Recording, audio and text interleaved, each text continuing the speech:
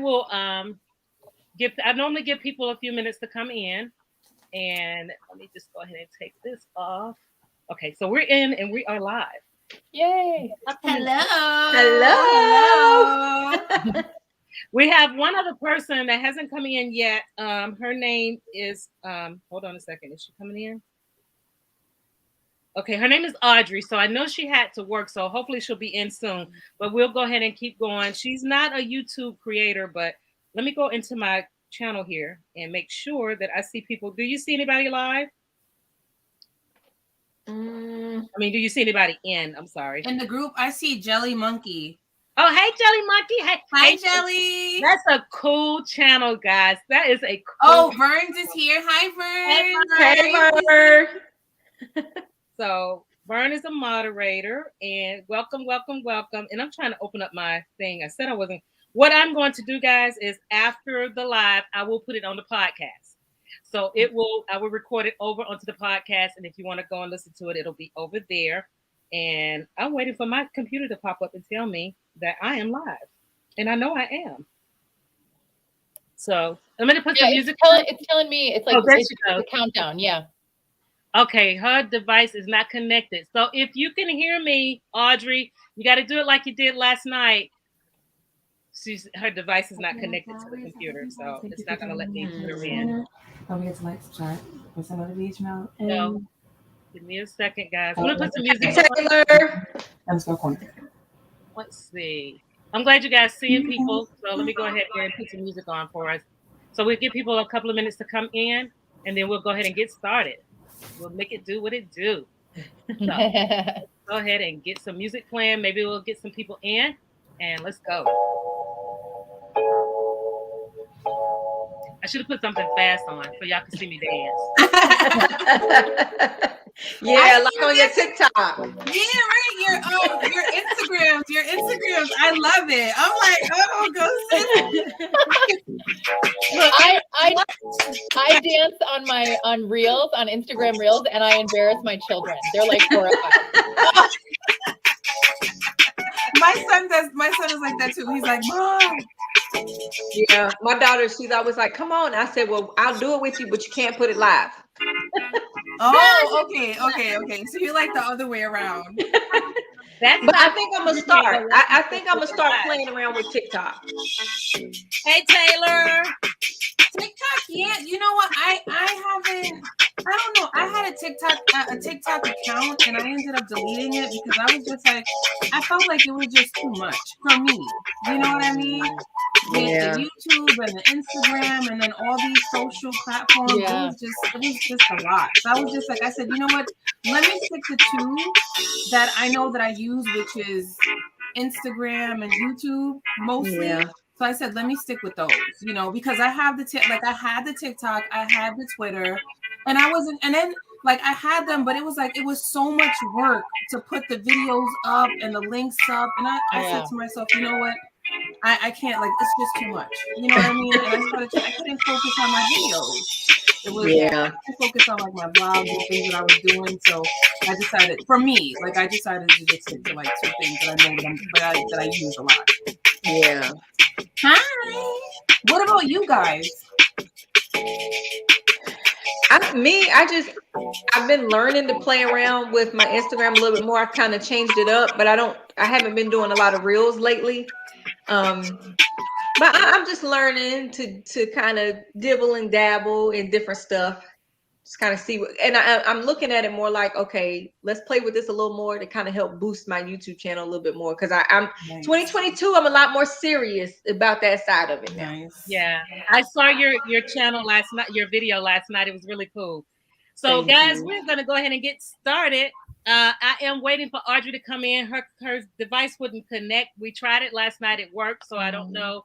Also, Audrey, if you are in the live anywhere, if you hear, let's see, I think your device is still not connected, dear. It will not let me put you in. Oh, it's a bummer. It's not letting her come in. So we're going to go ahead and get started, and maybe she'll get it fixed from what it was last night. So we're gonna go ahead and get started, guys. So welcome to the live. Welcome, welcome, welcome. We are MS Warriors. Woo, woo, woo, woo. We fight for it all. We don't play. So we are about to get started with some questions. But while we are doing this, let's see. It's still not letting her in.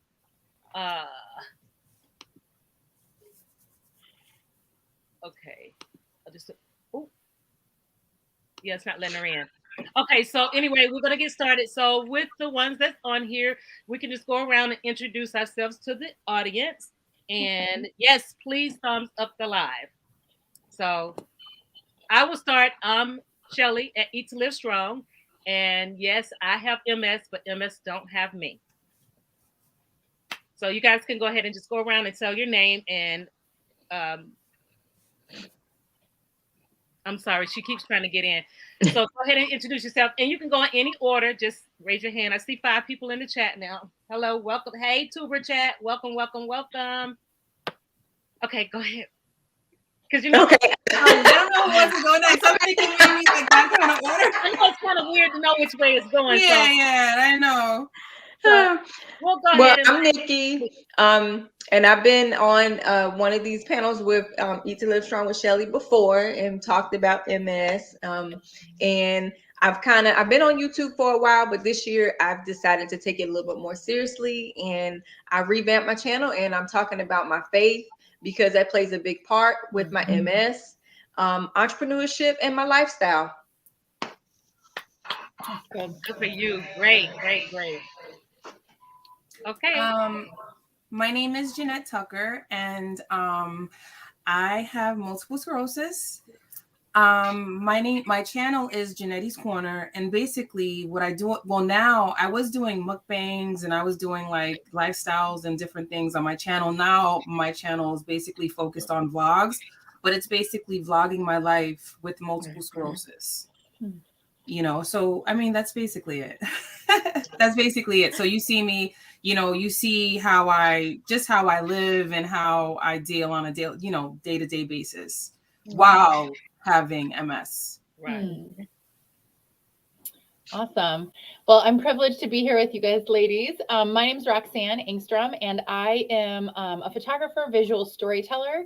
And I also am a mom of 4, including transracial adoption.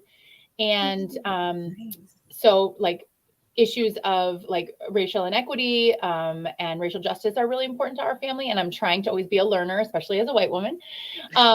And I was diagnosed. I also am a brand partner with a non-toxic, like a plant-based hair care, skincare, and wellness. And those things became much more important to me once my hair fell off because of one of my medications with MS. And just like the stress that MS puts on your body, like ingredients became really important to me. So I love those products. And I was diagnosed in 2018, and I have been on a whirlwind of figuring out what it looks like to thrive with this disease because, and we're going to get into all this, but I am not willing to just accept it as, you know, one of my good friends said to me, Rox, you'll probably die with this, but you're not going to die from it. And you got to figure out how to live. So I'm on a journey of figuring out how to live with it. That is true.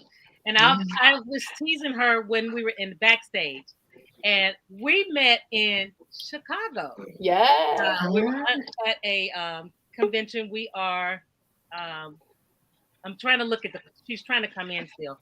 Ambassadors for multiple sclerosis. So we met there, and that was one of the events that they let us bring our husbands. So we met each other's husbands, and we had a blast. It was lover. So I met her there, but I was picking on her today because I said, what should we call you in the live? And she said, oh, you can call by Roxanne. I said, Roxanne. Oh, I love it. So this is my sister, guys. I love her. So she is still trying to get in. So I don't know. She may have to just go into the chat and just type in the chat. And unfortunately, I really wanted her to come up because she did have a good story to tell. So maybe if she can try and eventually, it's something with her settings. So maybe she can either come in on her phone. So if you are hearing me, Audrey, just try to come in on your phone or just go into the chat and we will answer your questions and whatnot. because we can't keep up. Or maybe, you know what I was thinking? I'm sorry. Maybe if you can you drop the link down in the chat and she can get in through the chat? Yeah, let's try that. Okay, let's do that. Maybe. Because I know that used to happen when because maybe that'll work. Now, how come I'm only seeing private? I don't even see where I could put it for everybody to see. Okay. No, Hi, Uniquely Lavish. Hey, Uniquely. There we go. How are you, Sissy? All right. I've got it. Okay, so I'll put it in there. And I will tell her to come into the chat and try and jump on that way. That is weird. Okay. Vern, can you drop the chat for me, or Tuber chat? Anybody that's part of my team, can you drop it for me? Because I think my link is for the backstage, and she's not getting through that one. Anyway, we'll go ahead and get started, and we will start by asking You'll ask some questions. If you don't want to answer the questions, you do not have to answer them.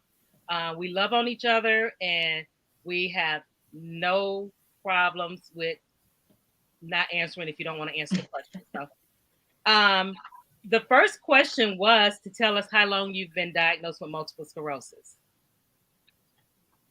You can tell the year or the number of years. Well, I was diagnosed in 2013. I say that diagnosed 2013, but I pretty much know it was going on a long time before that.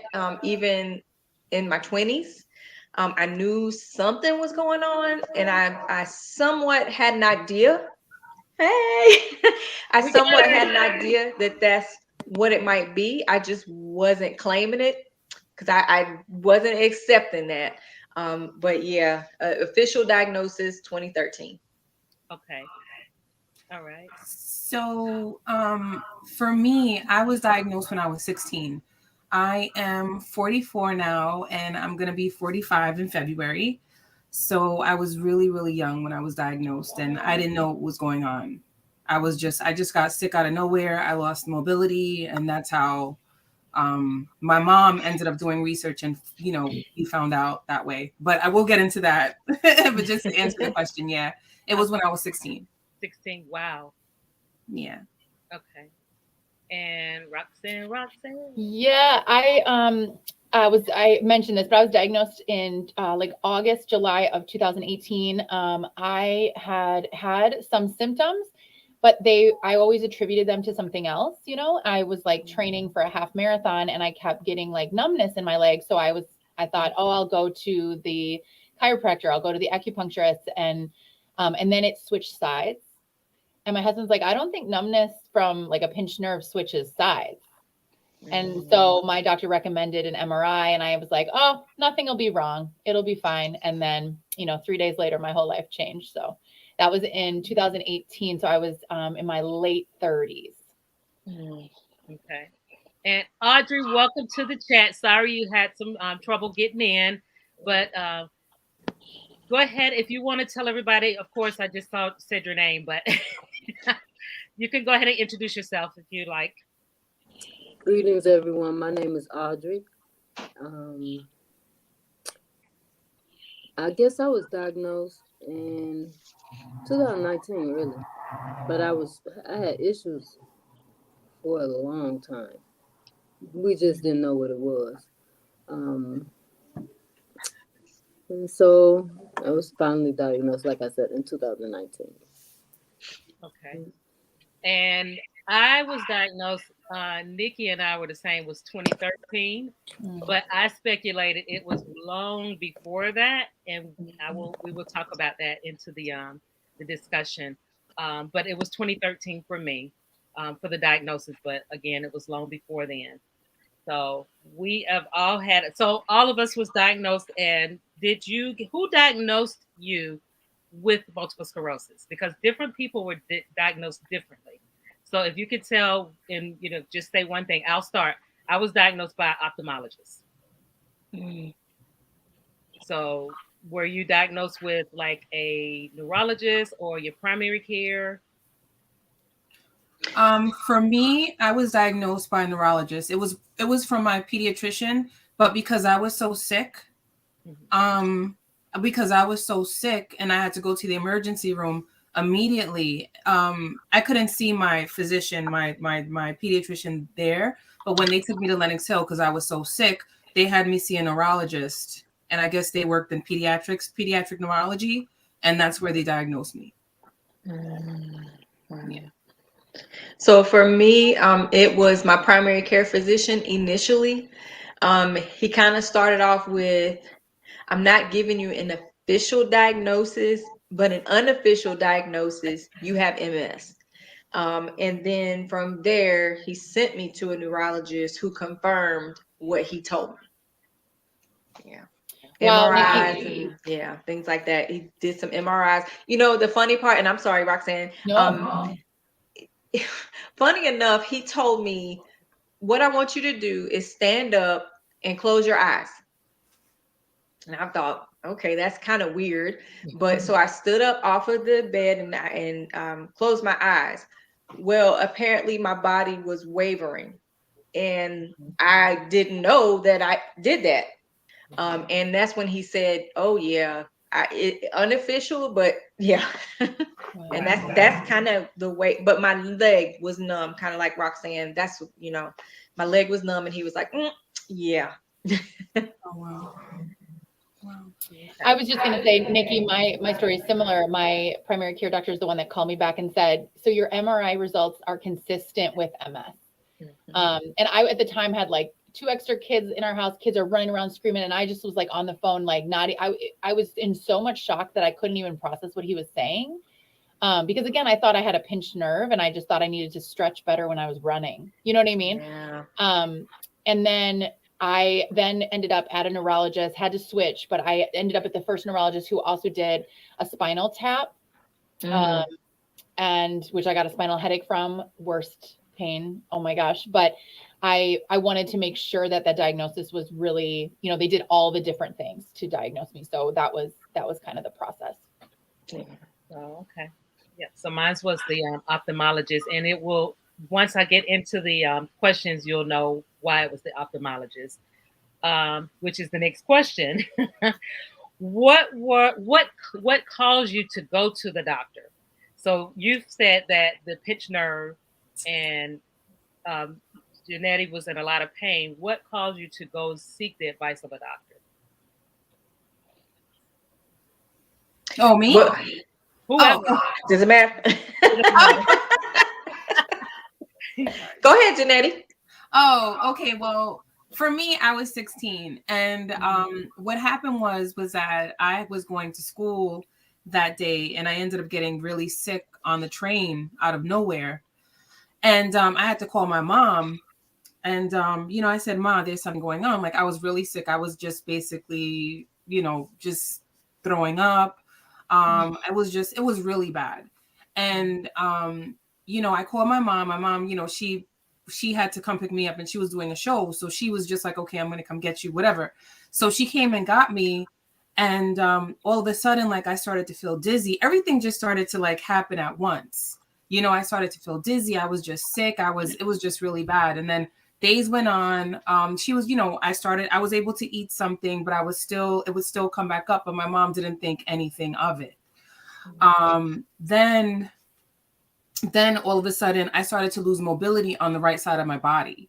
I couldn't tie my shoe. I couldn't walk. I was falling downstairs. I remember we were on our way to Austining. We were driving upstate. And I told my mom, I said, Mom, I really don't feel good. And she was like, what are you talking? I said, I really don't feel good. So we stopped and we got something. Soon as I drunk it, it just came right back up. And I was really sick. And at that point, like, I couldn't see out of my eye. Like, it was just really, really bad. You know what I mean? Like, it was really, really bad. I was 16. I didn't know what was going on. They thought I was pregnant. And I'm just like I said, I've never had, I wasn't sexually active. I was a virgin, So it was just like, what? You were a baby. Yeah. I'm like, I'm a little baby. Like, what are you talking about? They're like, I said, no. But teenagers are sneaky. You got to ask that question. But imagine now. I got one in my house right now. Yeah. So it's just, that's true.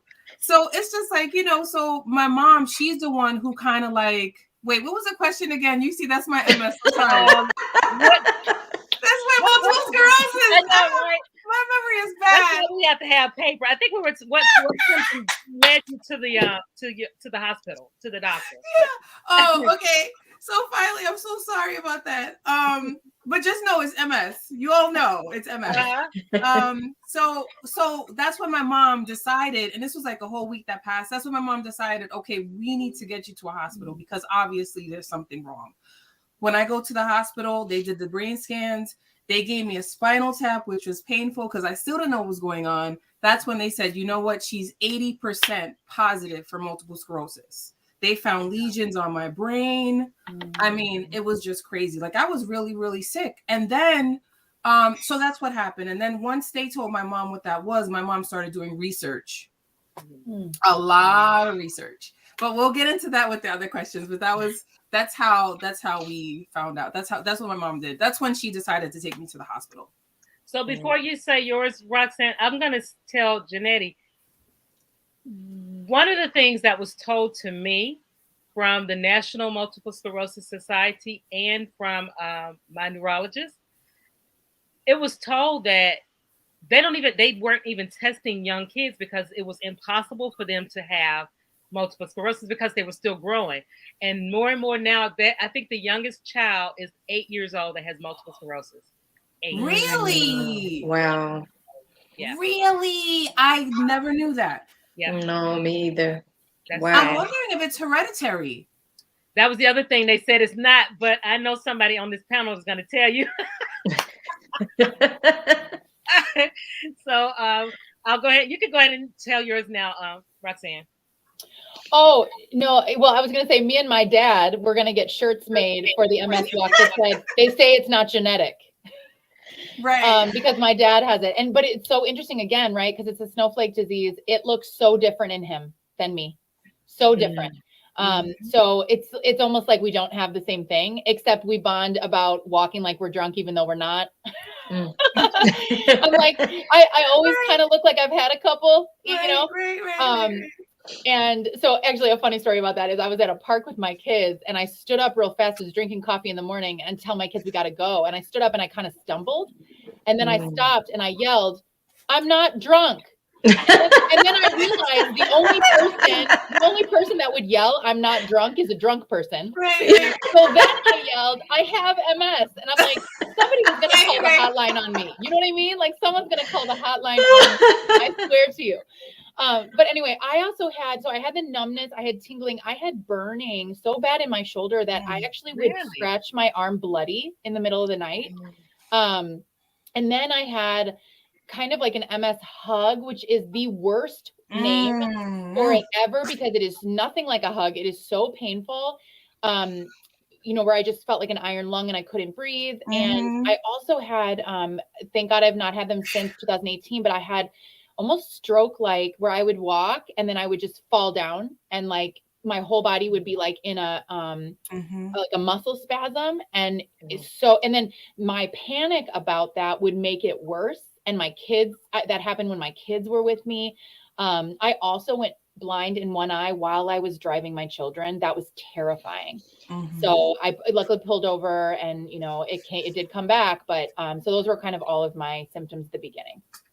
Oh, wow. That's so I'm like seeing me in every last one of you because everything's right side, eye problems. You said something about hug, and I had never heard of that until 2 weeks ago. What? When I could not breathe. Yep. 2 weeks ago. Wow. So, Audrey, you can go ahead and tell your information too about your diagnosis and what led you to the doctor. Everything y'all said.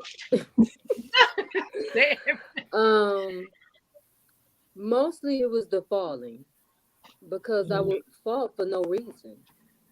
It was like falling down the stairs was the worst part, and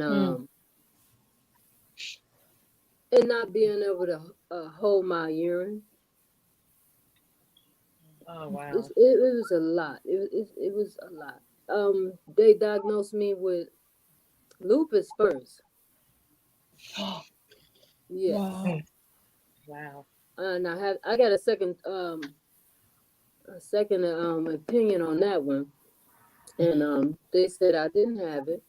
So it seemed like everything calmed down. So I didn't think about it no more. I was working all the time. Then I started falling. Then I could my whole left side would bother me. Mm. And I thought that was because of a car accident I had. And then I couldn't walk, I couldn't get up, I Mm.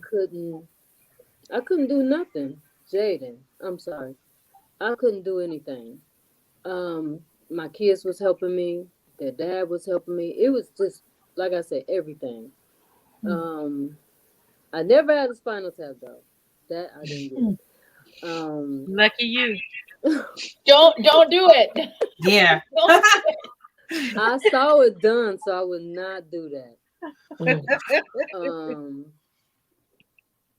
So my well, it was told to me by a neurologist. She would all of the doctors kept saying was nothing wrong, was nothing wrong. Eventually, I saw another doctor. She said she's called a psychosomatic. Now, at this point, I was hurting from my collarbone to my toes.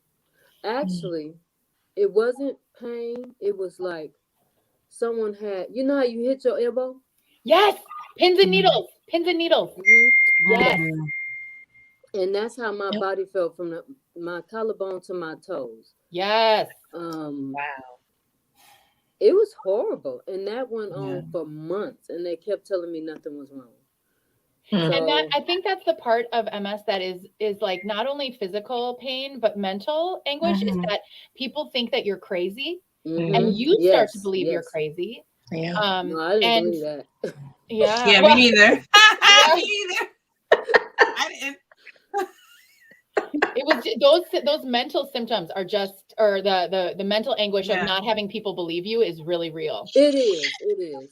Yeah. I left the hospital before I ended up seeing the neurologist, and I literally cried because they said wasn't nothing wrong. Most people would be like, okay, nothing's wrong. I cried because it was something wrong. I was in pain. Yes. It was a lot going on, and yeah, I cried.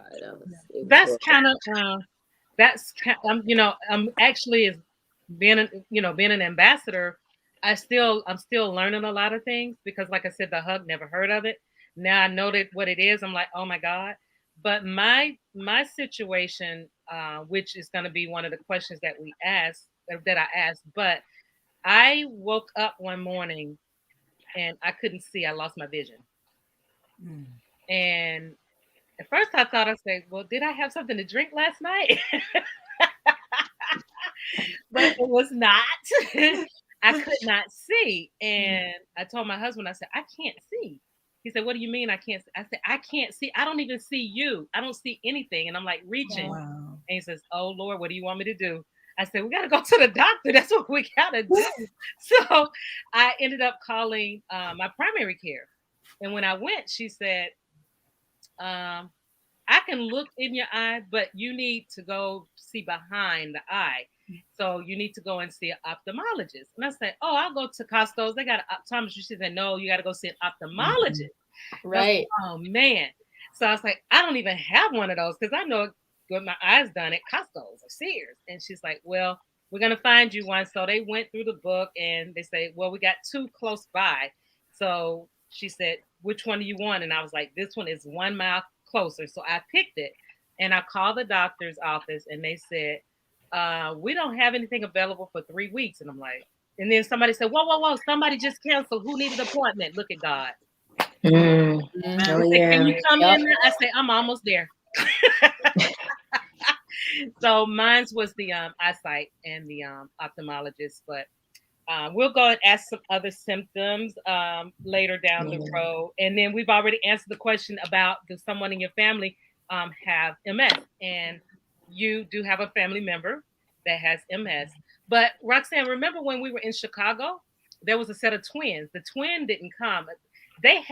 Both of them had MS. Or did one have it and not really? Yeah. Wow. I thought both of them did. Yeah. So both of them did. Yeah. I thought. I'm thinking it was too. But yeah, because I was shocked because all that time, because I read something, hey, House of Vet, they said 0.0000001% of the chance that your family member will have it. Hey, guy.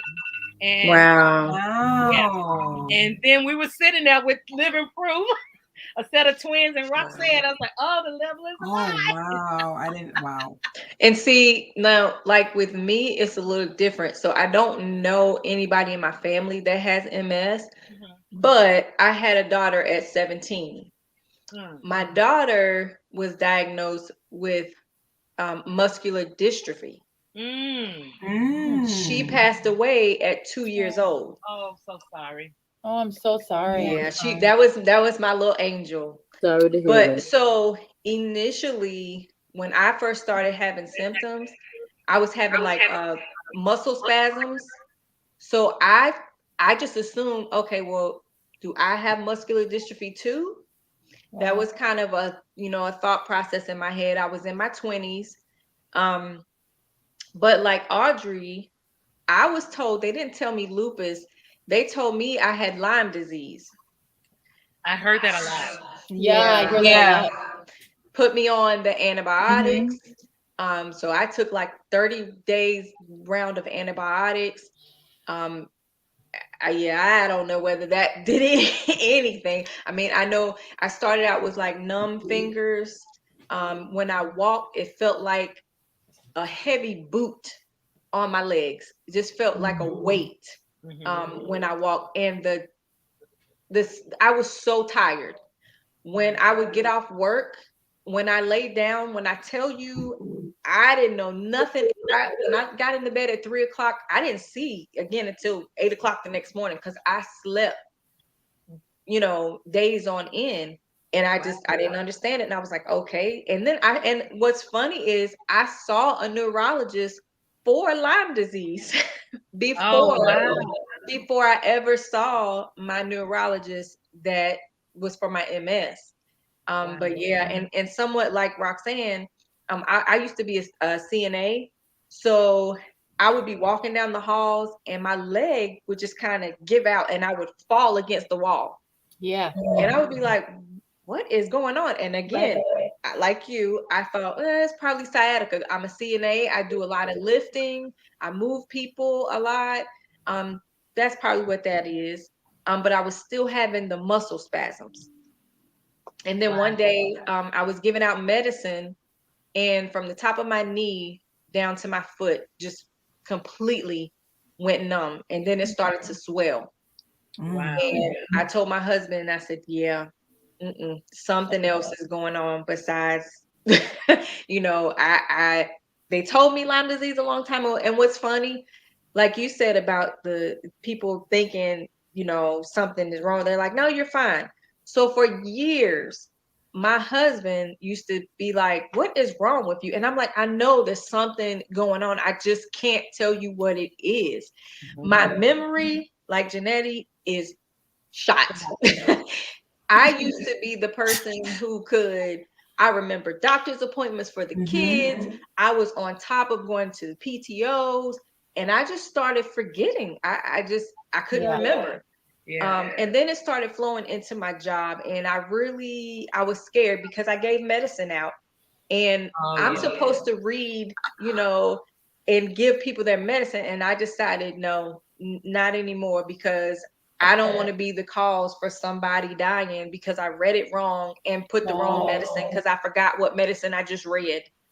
So yeah, it was crazy. So guys, let me ask you this. What was your did you guys now I know Janetti didn't because she was so young. And she may have not even known that there was some of the symptoms, but for instance, like with me, I overlooked symptoms for years. And it was a running joke with me and my coworkers. It's like, you always tripping over air, because I would trip up and I would fall. I would stand up and fall.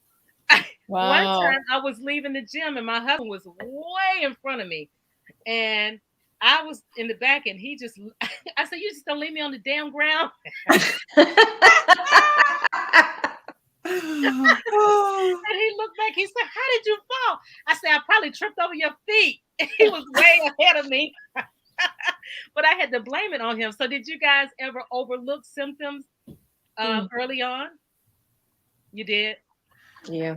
Do you think it cost you any? I don't think. I don't think there's any. Well, with me, I'm in the middle stage. I don't know if you guys are RRMS or progressive. They're actually. I'm thinking I'm getting ready to move to the next stage, stage 4, because I'm having too many flare ups and things of that nature. So, did I hate that I didn't go get myself checked early on, because I could have been on a treatment that would have prevented a lot of the things that's going on with me now. But I did overlook symptoms. So, anybody else overlook symptoms prior to getting diagnosed? Well, I have RRMS too.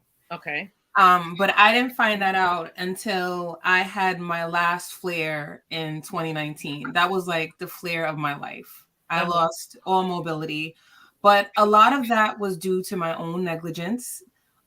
Because like I said, my mom, how the first time I got diagnosed, what happened was when I was 16, my mom she completely changed my diet. And of course, I'm gonna break out the books. So this is the book that she had me. This is the book that she read the first time to kind of like help heal my myelin sheath layer of the brain. She had me go completely macrobiotic. She had me eat a lot of green leafy vegetables, fatty fishes. She had me take Primrose supplement 3 times a day. Wow. And within a month, I got my mobility back. Awesome. The myelin sheath, the lesions on my brain weren't active. They were actually healed. So the doctors were astonished, and this was all because of diet. So as I got older, I started to become negligent with how I started to eat, because after I got better, it was just like, you know what? I'm fine. I can eat this and I can eat that and I can have that.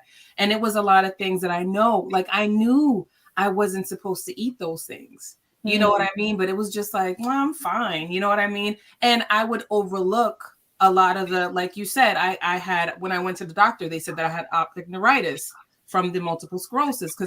Right. So, you know what I mean? And the same thing happened. I lost my vision while I was driving. I had to it's so crazy. Like a lot of our things are similar.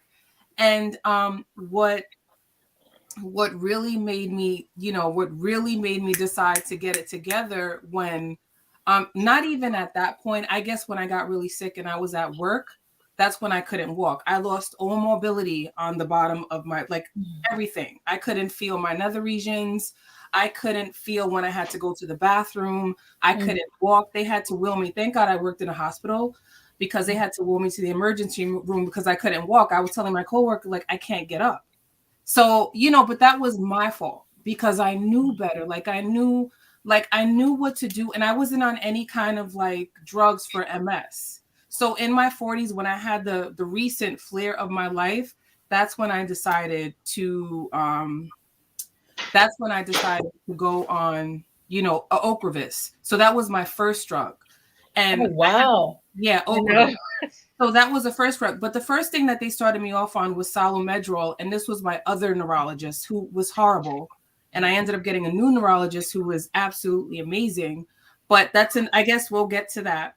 But it was just, it was just crazy. It was just crazy. But I knew what I was doing to my body.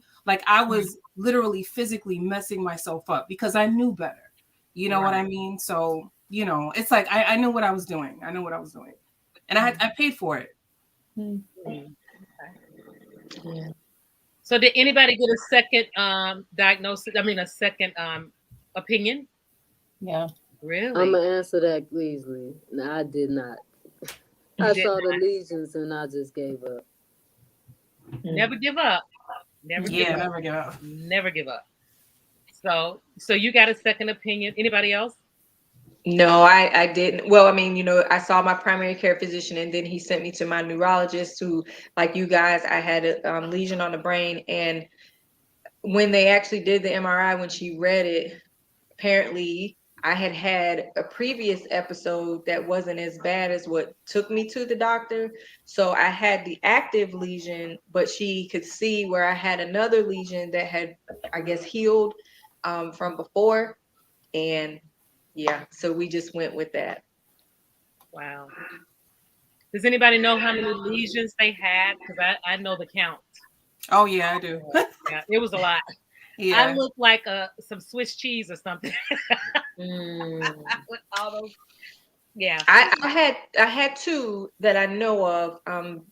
The last time I went to the doctor, this is 2022. Last MRI I had, I want to say was 2020. And at that point, I didn't have any. Praise God. Praise God. On there. And the ones that was there, she was like, "What are you doing?" Because she could not see anything. Wow. But I've noticed that I do have some things going on now, and like Janetti, it's my own fault. With everything that's kind of going on right now, my anxiety is like through the roof right now. And I'm trying to learn how to control it, like meditating, deep breathing. Sometimes I'm sitting there and I'm going, trying to just kind of keep it in check. Yeah. Right. I think it's funny though, like at the height of the pandemic, I actually also got what is that? Shingles. And and then my neurologist, I had like a video call and he's like, "Well, are you stressed?" And I looked at him like, what do you yeah, I have 4 kids and these people don't go to school anymore. I have 4 people at my house. I can't work. I have shingles. Like I have open sores on my body. Am I stressed? And then he's like, "You really need to calm down." I was like, "You need to come over here. You need to get these people because I cannot calm down right now." I just think it's funny. Like, yes, when we say like, when I hear you ladies say like, "Oh, it was my fault," I guess I just also want to like offer, don't burden yourself with that because I think it actually is not productive for like moving forward in some ways, right? Because the things that we're being asked to carry are a lot. And they're often misunderstood and heavy burdens. And someone else, like, you know, for me, I do gluten-free and I did follow the Walls protocol when I was first diagnosed, but that is hard. And so like, if, you know, if we want to have like a slice of pizza, then we have all these repercussions that other people might not have. It's like, yes, it was my fault, but I'm also like, I guess I'm just learning to give myself grace because I don't think it's not helpful for my mindset. I just create more anxiety for myself. You know what I mean? Right. And I think it's hard for women in general to be heard and understood. And like we have, especially since the pandemic, like it's called the second shift now. It's like, not only do women have work, but they also have all of this burden and responsibility because their kids weren't in school or now everyone's at home. And now, so it's a lot and it would make anyone stressed, you know? So I am with you, like Nikki, and trying to like, I try to get with Jesus and get it together. But I also give myself grace that like, I'm going to cry and throw things at the wall and sometimes be really, really anxious because it's hard, you know, it's hard. Yeah, you're absolutely right. One of the things is gearing my channel is like more helping other women build confidence. And as I'm helping them build confidence, I'm rebuilding it in myself. Absolutely. Because I know if I believe in me, then it makes all the difference in the world. And if I can show that and put it on camera and make myself, you know, vulnerable and show other people, it's okay. Like my motto this year I said was Philippians 4:13. I can do all things through Christ who strengthens me, and that's what's carrying me, you know, right now. So thank you for that. Yeah, amen. That's so good. I love that. I'm gonna tune in, watch your journey. Yeah, I have a shirt that was made. It has the MS symbol on it, and it has that scripture on it. And I got a little high heel shoe because your girl gonna get back in some stilettos. Yeah. I gave up on high heels a long time ago. Look, I'm gonna get them on. I may not walk in, but that's my speed. But yeah, it's we do it. I will say this too. We had Action Day here in Georgia where we go to the state capitol and I don't know your dates that you do in your state and city, but we had it on I think it was the 14th or something earlier this month. And the biggest thing, and what we were talking about, what we were asking for this time was mental health, because it's a big thing in the MS community now. Yes. So, and if anybody is listening to this live, there are so many resources that you can go and get help. Facebook is loaded with chats. And that is what I used to, when I first got diagnosed, they told me, first of all, don't Google nothing, because Google will think you having a baby out your head. That what preach on that Right. all day. So they told me to go to the National Multiple Sclerosis Society. And then I was led on, so I would go to these little dog and pony shows where they would have like a neurologist or someone to come in and talk about the different types of medication. And then they serve you this nice meal, and then they tell you to go home and whatnot. But you meet a lot of people. So they started opening up these different kind of chats in Facebook. So if anybody want to know the names of some chats, feel free to go to my email in my about me section of my YouTube channel, which is the same as my channel, eat2livestrong.gmail. I'm sorry, eat2livestrong@gmail.com. And ask me and I can send you the information. But that was the biggest thing, was mental health that was going on this time around. And I didn't even want to know the number of people that didn't make it and who's crying out for help. So if that's the other thing, I found out that they call MS a silent illness. Yeah. How? I guess because I don't have MS written on my forehead. They call it a silent illness. Yeah, I've heard invisible illness. That's what it was, invisible. Yeah, invisible illness. And I'm like, and you know, I've had people to say to me, well, you don't look like nothing is wrong. Yeah, I may not look like it, and I put on a brave face, but you just don't know, you know, what's going on in the inside, and things that I feel that people are like, well, she's walking around, she looks fine, she's working, but yeah. Talk about putting your foot in your mouth. That's what a lot of people do. So, a lot of you guys started out by going with your primary care, and then I started out with ophthalmologists, then to neurologists, and everything was like bam, bam, bam, bam. Although when I went to the first neurologist, she prescribed me a medication that would have potentially expired me because I am positive JCV virus. Yeah. And she prescribed it to me, never called back. And I got blessed to have a friend that worked in the lab. And I called her and said, what was my results? And she told me. So I then went to another neurologist, and I love him. I told him, when he retires, I'm that little black girl you know you didn't have. Tell your wife to get my room ready because I'm coming to your house. So, and he just laughed. So he said, I don't know what I'm going to do with you. So I do have a couple of questions. I know some people have some time that they have to get out. Let's see. What do you guys do to relax? Do we relax? Like I told you lately, so, and I will share. So lately I've been having like extra heartbeats or like palpitations. And honestly, I do feel like it's from stress. Because in the beginning of my journey, I felt that before. But this time I decided to go to the doctor. So I have an appointment this coming Friday to have that checked out. But I feel like it's my anxiety. My daughter was recently sick. So thank the Lord, she's now better. Then my sister is now sick, and we all know what's going on. So that's what has been going on. And so I've been worried about them. And then trying to make sure that I don't get sick in the process. It's just, so my anxiety and my stress level right now is just kind of through the roof.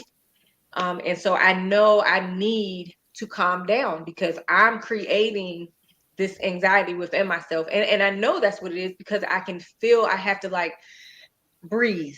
I can be sitting and just watching TV. Usually watching a good TV show would kind of relax me. If I'm laughing, it that's just not working. And so, like I said, now I'm really having to make myself just take that deep breath. I read something online that said when you breathe in and when you breathe out, go like hum. And honestly, that actually did work for me. And I fell asleep last night with no problems, but I wake up in the middle of the night several times. And so I know that right now my anxiety is just really high right now. Well, I also know that people are, because I have a sleep problem, but the list, I have a shirt that has all of these symptoms on it, but we ran out of space on the shirt, honey. Because not only do we have, and a lot of people don't understand this, MS is a debilitating disease. It comes with a lot of baggage, and I did not know that because my mom told me to check myself for shingles, and I was like, because I had some scars that was going straight down my back, and they say that that's a sign of shingles. I didn't know, and see, my mom was just recently had a diagnosis of shingles, and I'm like, Lord have mercy, Jesus. What else? I just started listing all the things that I got going. I got endometriosis. I got this. I got that. I said, what else? It is so much that could happen with MS. It's almost like, I know it's the central nervous system, but it just triggers a lot of other things. Yeah. And it's unbelievable. So when you run up on people, especially, I'm quick to tell you off. I would say that. I do not hold the tongue. Whatever come up, come out. That's exactly why I do my videos every morning. Uncut, raw. No, I don't edit it. Whatever I say it. And I mean it. Yeah. That's why we love you, Shelly. I think what you're describing is what I heard once somebody say. MS is like the game like a really, really twisted game of whack-a-mole. It's like, that game when you were a kid and all those things are popping up. And you're trying to hit them down. Yeah, and you're like, wait. Oh, now I got this, and now I got this, and now I got this, and you don't know if it like some of it too. It's like I'm like, okay, is this really MS or is this just like I'm over 40 now? So like some of the wheels are coming off, right? Because I'm an old lady. I'm like, and I'm sitting here like, what is it? It just drives me crazy. But I was gonna say back to what you were saying. I think one of the things that's really important, if anybody is watching that has this or newly diagnosed, make sure that you advocate for yourself. MS is it's a snowflake disease, and everyone experiences it differently. And if you know your truth, make sure you find someone, go to a second opinion, a fourth opinion, a ninth opinion until someone listens to you. And I think one of the things that has changed for me since having MS is like my ability to just say, no, I don't want to do that. It doesn't bring me life. And that's your question was, how do you care for yourself? I do things that are life-giving, and I say no more now. And I've also become like, it's funny, like it's kind of released more of like this inner badass of like, I'm not going to put up with that if I don't, I don't need to. And if you're not going to listen or believe, and I'm going to advocate for myself. And I think it's really important to do that because so many women are not, especially Black women, right, in the medical field, are not listened to. So if you are listening and you're newly diagnosed, advocate for yourself and get somebody to go with you to those appointments, write down questions for you, help you remember, and help you insist, because we get in those situations and we feel like this person knows everything. But listen, a neurologist who sees some MS patients, but not a ton, every one of his or her patients might be different. And it's not that they're not great doctors, but I go now to a specialist because my disease was progressing so quickly, and they were recommending things that just didn't jive and didn't make sense. And I didn't feel they were listening. And now I feel so much more at peace, even though it's a kind of an aggressive treatment, but I know that I'm being listened to. And I also know that he understands, my neurologist now really understands MS. He's seen thousands of MS cases.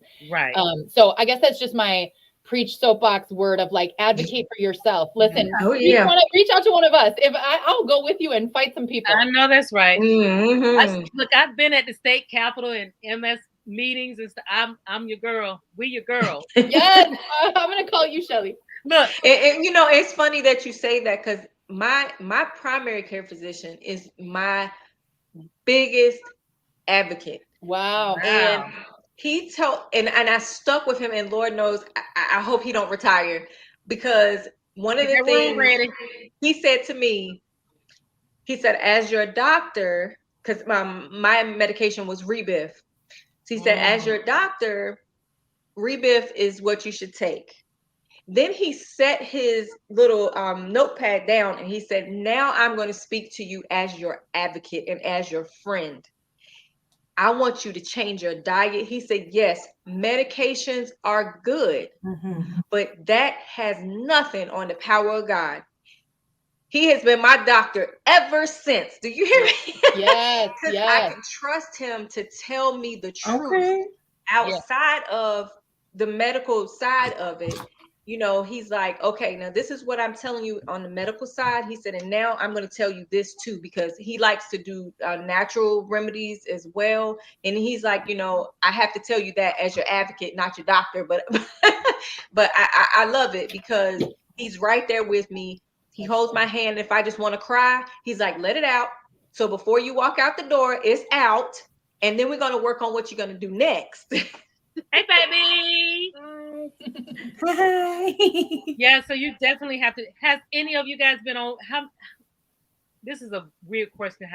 How many been on more than one medication, more than one treatment? We call them treatments, guys. We don't call it medication.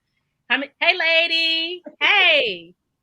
How many of you guys have been on more than one medication or one treatment? Just the one. Really? I'm going on 3.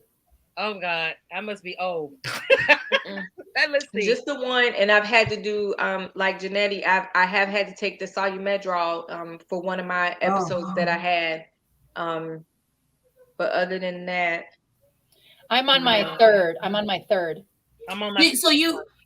So you consider Salomedrol a treatment, or well, no, right? Yeah, that's not a treatment. No, yeah, okay. it just more treated the symptom at the time that I was having, because I was having really bad inflammation. But that's like the only types of like regular treatment. Now, other than that, he did like put me on anxiety medication before, but I came off of that, and I got a feeling that he's gonna want to go back.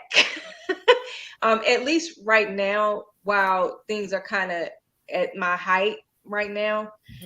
So, but yeah, other than that, no, just the one. I'm on my 5th one, and I talked to Janetti because they want me to go to Ocrevus, and I think Roxanne, were you on Ocrevus too? No, I was on Copaxone, Aubagio, and now Tisabri. Okay, I had Copaxone, Gilenia, Tecfidera, Aubagio, and it was another one. I can't even think of the name of it.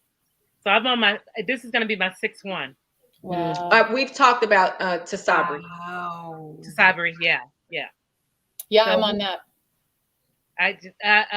I was, well, see, this is a question I'm going to ask now, because I know some people are going to have to leave shortly. Yeah, what was the, and if you have to leave, you go first, because it's you, Roxanne. You have to leave, right? Yeah, I'm so sorry, ladies. Okay. What is the one thing that MS has done to your life that has, I won't say spoiled, what is the one thing that surprised you about MS in your life? Was it something that triggered that did not fit well, like your relationships, or with your jobs, or with your extracurricular activities? What is the one thing that MS has done that you can't do now? Oh, that we can't do. Right.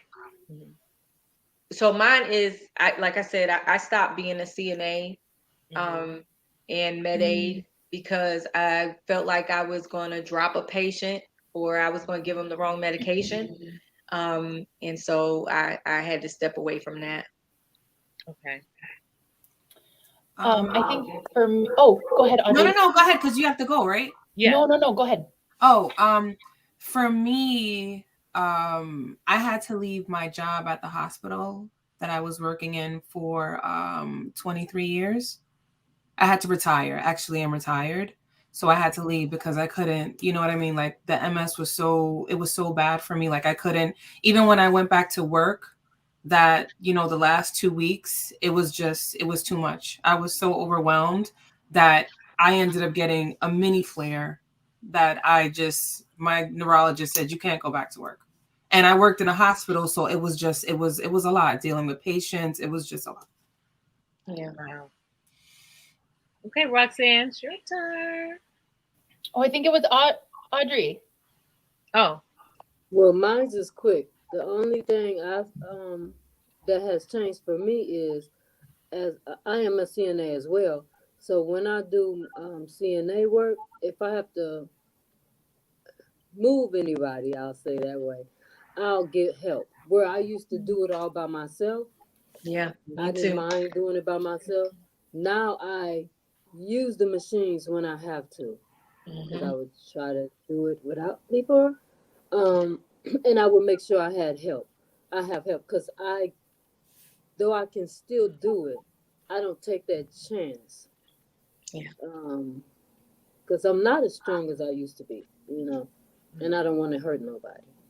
right. Mm. So, Yeah, I think one of the things I feel like when I was diagnosed, I had this really strong sense that God was like daring me to find joy in this. Um, and that has like stayed with me. But I also feel like part of that journey is like embracing the real sadness.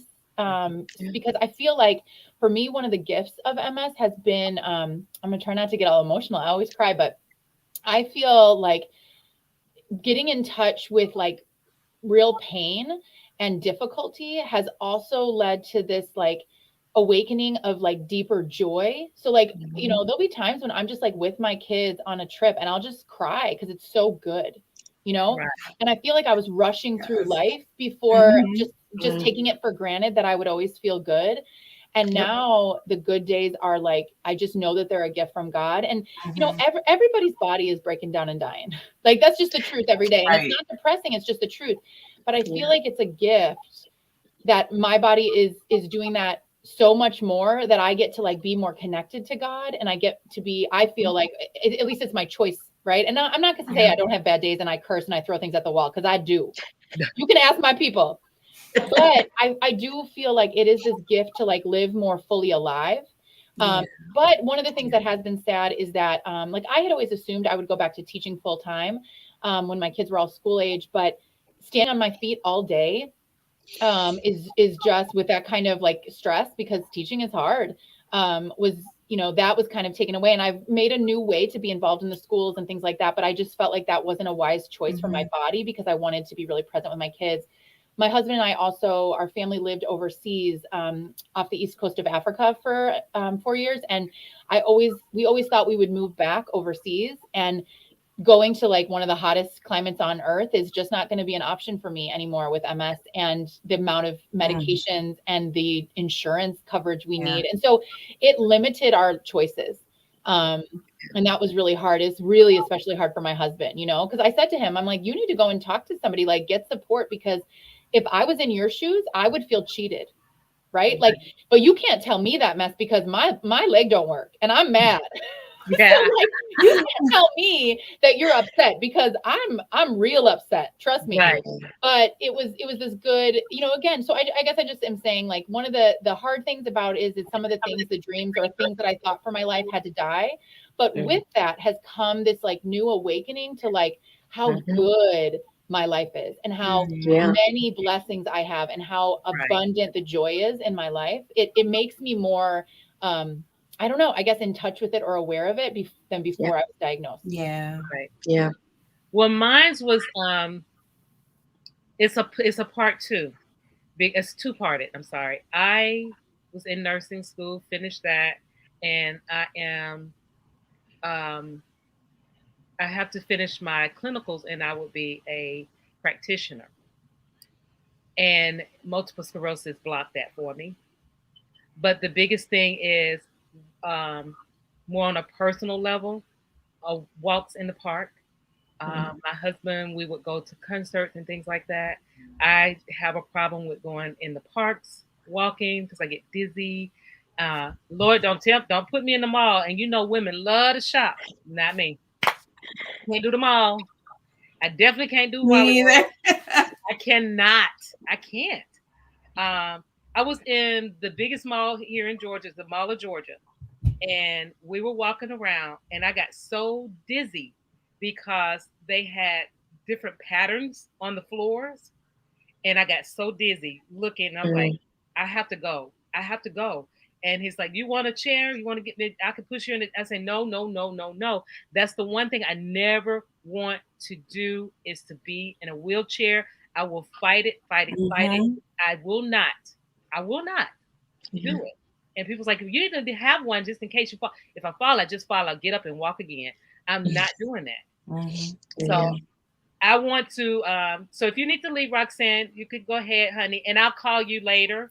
Yeah, thank you, ladies. It was so good to meet y'all. And like, I think one of the things when I was first diagnosed is like, you feel so alone. So like, I think Shelly, I give you a lot of credit for doing this. And like, for you ladies, I'll be following your journeys. And it's just so good to know that like on your hard days, when you feel like lonely, because this is a very lonely, it feels isolating sometimes, you can remember that there's a lot of other warrior women that are so strong, that are fighting this in their own ways. And I've just learned so much, even from y'all tonight. So I appreciate y'all. Oh, you're welcome. Thank you. Thank you for being here. I love what you said. So much. Oh, I will be following y'all. Thank you so much, guys. You're welcome. Thank and I'll you. see you Thank later. you. Nice to I'll meet be on you. your Instagram. Oh, she's gone because I'll do her Instagram. Her Instagram is going to be in the description box, guys. She's a beautiful person. I have a couple more questions if you guys want to hang out for a few more minutes. Okay. Can I ask one question? Yeah, sure. Go right ahead. Miss Jeanette, when you get a chance, could you put the books up again, or either put them in Of the chat? course. Because I'm trying to do mine on the natural. Okay. Thank you. You're welcome. You see him? Okay. Thank you. You're welcome. Okay. So here's one here. And I want us to have some laughing in this, because as it is, we're dealing with freaking MS. So we got to have something that we're going to laugh about. Tell me, what is the weirdest thing? Now, it's got to be MS related, but what is the weirdest thing that you have done that was an MS thing? So if it was something where you maybe left your keys in the car, you drove off with your purse in the car, whatever. What is the weirdest thing that you have done as MS? And this is all a laughing thing, so we have to laugh to keep from crying. So who wants to go first? I gotta think. Me too. I got a lot of them. So I'll tell you my first one. Hey, Sharon. How you doing, honey? My first one. Sharon, I'm sorry. How you doing? Okay, so my first one is, okay. So if you see a pot that's on a stove that's flaming and it's boiling, your mind is going to tell you it's hot, right? I pick it up, my right hand. And my left hand is like instantly, because I was picking up a pot of potatoes. I was making potato salad one Christmas Eve. And I picked it up, and my left hand automatically said, "Ooh," but my right hand still holding it strong. And then by the time it registered, I'm like, "Oh shit, this is hot." So I'm trying to so I'm running to the counter to try and put it on the counter to keep it from spilling out all that deliciousness on the floor. And yeah, one of the things I cannot do is my judgment for distance. I missed the whole damn counter. And potatoes went everywhere. Now, the sad thing was I did get scalded. But I refused to go to the ER on Christmas Eve because I knew that I would be in there until probably New Year's. So I did not go, and I self cared for myself. But that was probably one of the dumbest things that the weirdest, not dumb, the weirdest thing that happened to me was that. Okay. I think for me right now, and it it still happens on occasion. So when I'm cooking, because you made me think, when I'm cooking, like I have a what is it, the little thing that turns where you got your look, the microwave. Well, I have all my seasonings on it. The Lazy Susan. Lazy Susan. There you go. So wait a minute. How many people? How many MS patients does it take to remember that? Right.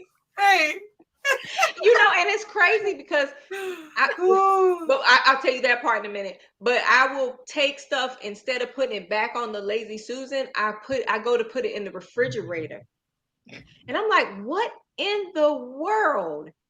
And then lately, I have stopped. So I used to edit a lot of my videos, especially because when I first started off, I would do blogs, and I would be talking, and just like what happened just now, I would forget the word I'm trying to say. Mm-hmm. So instead of letting it be natural, I would edit it off. Now I don't do it anymore. I don't talk a lot about my MS on my channel. But I'm gonna start because I'm trying to be more transparent.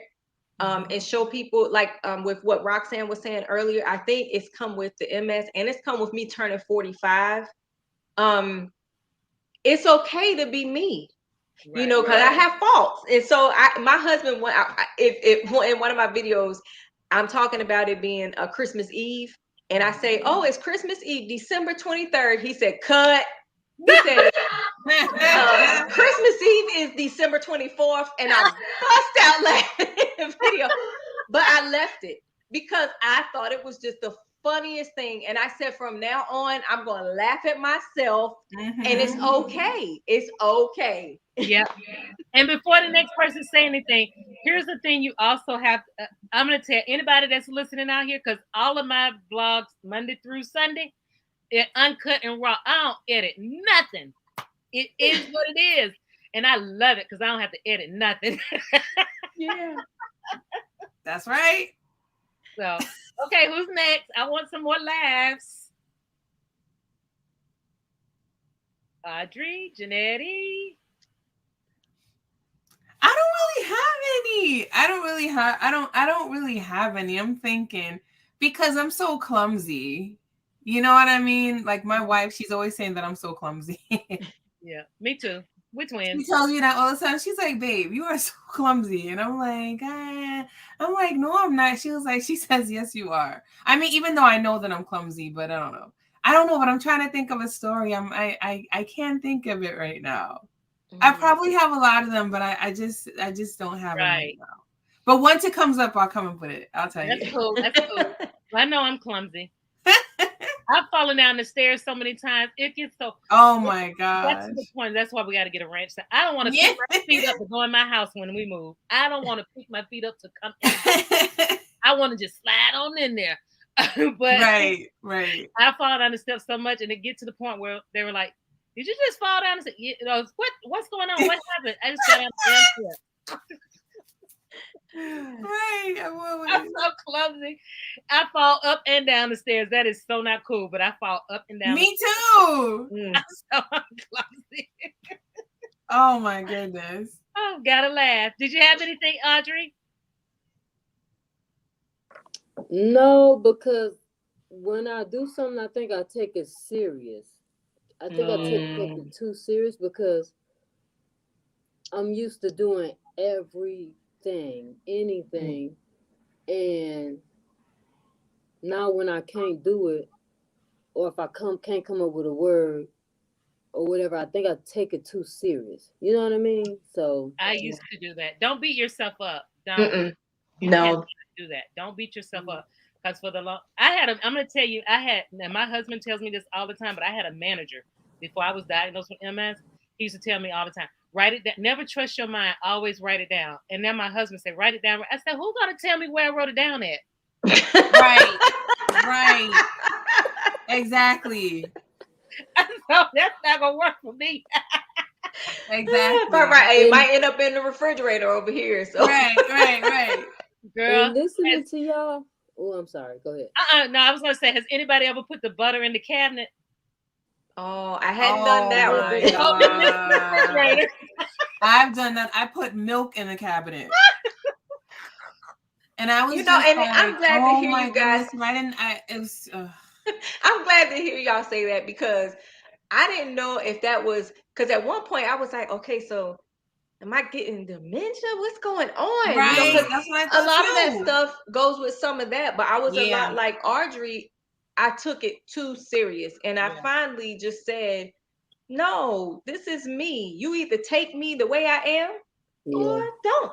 You don't have to be in my corner. You don't have to be in my circumference. You don't have to be around me, period. And so that's when I started saying, it's time out for the perfect, you know, because we're not perfect anyway. We're Nobody is not, perfect. you know. Now I just let the flaws show. Yeah. Yeah. Yeah. And at the number of people that's coming up with MS now, you see it more and more and more and more. It's like growing. Yeah. And when I first found out about MS, only one I knew was Annette from the Mickey Mouse Club and Montel Williams and what is his name? Not Sugar Ray Leonard. What is his name? The comedian. What's the comedian's Which name? one? Comedian? Black guy. What was his name? Richard Pryor. Oh, Richard yeah. Pryor, that's right. That's all I knew. About that. The singer Tamia. the singer Tamia, Tamia, that's she right. has it. Tamia has it. Yep.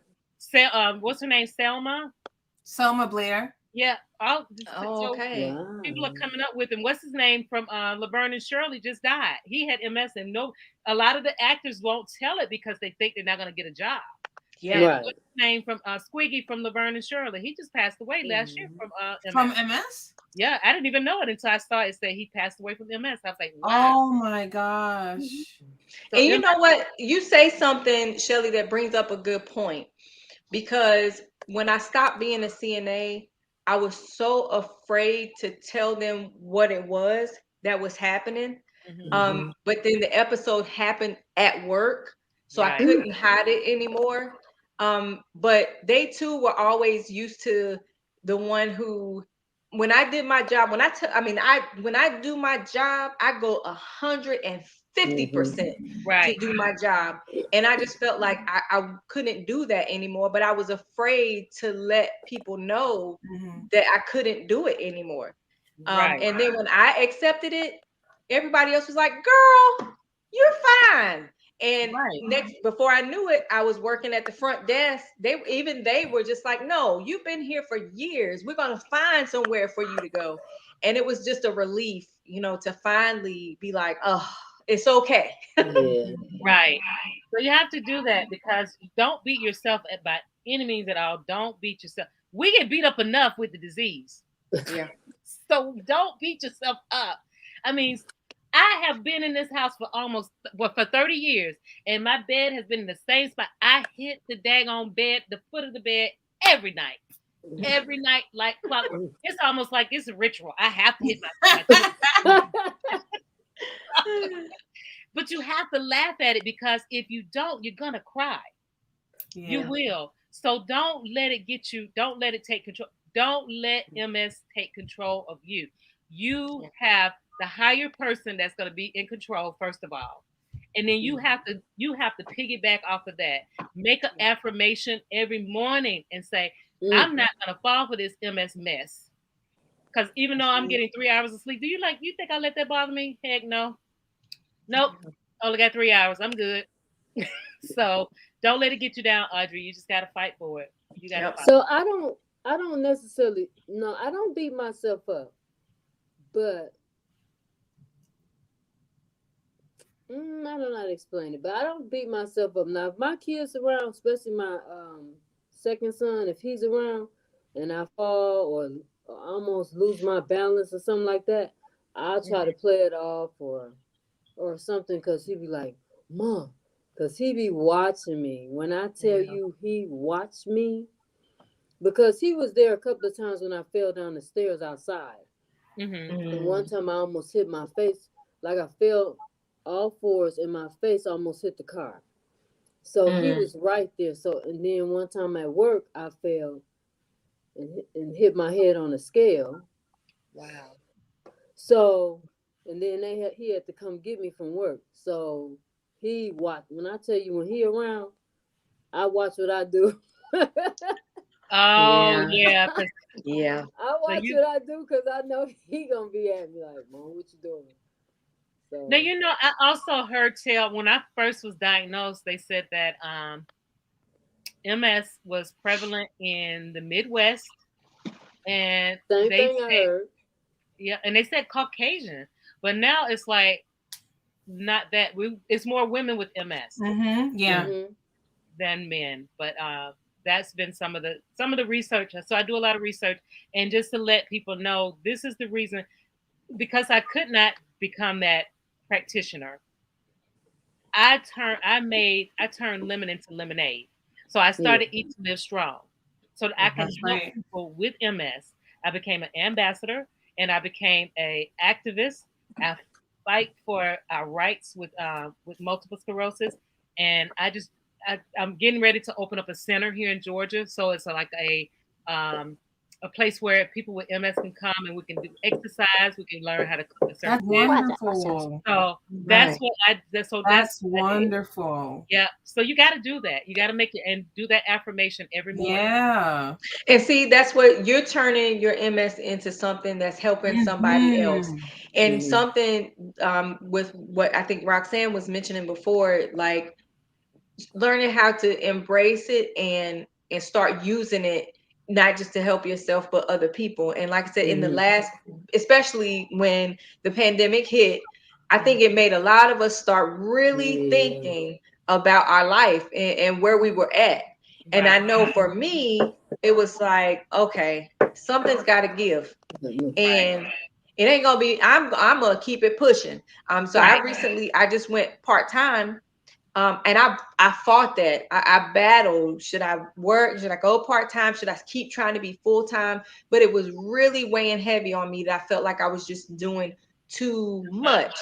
But then the other part of me was like, you know what? I don't think I'm doing too much. I'm just not doing what I want to do anymore. So I want to do something I enjoy. I'm starting to realize I want to be happy with whatever I'm doing, whether it be jobs. So I started looking into entrepreneurship, and now I'm looking at doing different things, because now I just want to be happy with whatever I'm doing. And it ain't about working always that 9 to 5, because that just don't make me happy anymore. Right. So you definitely have to make those decisions, and you have to make it. Now, I will say, it took a minute, because like things like my husband, it would be a big thing. He was like, "How could you forget that? You need to write it down." And then it would be like this big blowout fuss thing. I ain't cooking you no dinner for that. It wasn't gonna work anyway, because I was probably gonna burn myself or something. Anyway, but it's good to have somebody, a support person, because my husband goes with me to every one of my appointments, every one of them. He has been a go-getter. He has been the best thing since cheese on grits. He's there, and he will ask, if I forgot something that happened, he will tell the doctor, well, she fell down the stairs the other day. Is that something natural, or she was eating and wrong? Is that something MS? So he would ask the questions. That's good. So I talk a lot of mess on my channel, telling people, write it down, write it down. I have an app on the phone, and I actually put it in the phone. But he is my right hand man. He's there. He's got my back 100%. I do know that when I was first diagnosed, my family. Okay, that's a good question. So Janetti, yours is different again because you were so young. But with me, when I was diagnosed, I did it in stages. So of course my husband was with me, and I'll never forget. God does things for a reason. All my appointments was like back to back to back to back. No missed appointment. Nobody could not see me, because every time I called, somebody either was canceling and I got in, or they said you can sit here and wait. But all of my appointments, I got right in and they saw me. But when the ophthalmologist she did my test, she did a series of tests. And one of the tests, well, first of all, they had, how they give you that sheet of paper to tell them your symptoms? How about I had every freaking symptom on there except for rapid weight loss? Why couldn't I have the rapid weight loss? Okay. I had everything You do else. not want the rapid weight loss. So she sent me to ear, nose, and throat. She sent me to a neurologist for a lumbar puncture and something else. She sent me to like all. So when I went to the ENT, they were like, she said they're going to tell you they want to give you a CAT scan, but you have to have an MRI. And if they tell you they can't, have them to call me. Well, you know, if you call a doctor's office, you're never going to get them on the phone, right? They called her. She called them right back. And to this day, I still go to her. Oh, And wow. she told them why. She says, we're trying to rule out MS. So I need you to do the MRI. So they did. So they did the MRI, and then I had to do the lumbar puncture, and that was funny because the doctor comes in and she's like, "Well, we can give you some numbing. We don't see back then they didn't put you to sleep or anything. They just like we can numb you out." And I was like, "Okay." So she said, "It's gonna feel like you're having a baby." I said, "I never had a child. Why y'all keep saying that? I don't have any children. I don't know what that feels like." So then they were like, "Okay, it'll be a lot of pressure." I was like, "Okay, do it." So during the process, I started feeling the pain, and she's like, I started moaning, and she said, "Oh, you're feeling it." She said, "I can't give you any more numbing medication, so I hope this is enough." And I watched her. I wanted to see the needle and everything. I'm like that. You're not gonna just stick me. I want to see it all. And she said, "So we're gonna have to stop, and I hope we got enough." I said, "Oh no, I'll keep pushing, get it, because I ain't coming back doing this no more. You better get it all right now." She said, "But it's in pain." I say, "Pain only lasts that long." I say, "That's how when I was a child, I never wanted to be grounded. I wanted a whipping. Down to spank me. Last like that, and I'm good. I just went 2 weeks. You sound like my daughter. Oh, no. She's like, let's just get it over with. And then I can go back to doing what I was doing. Exactly.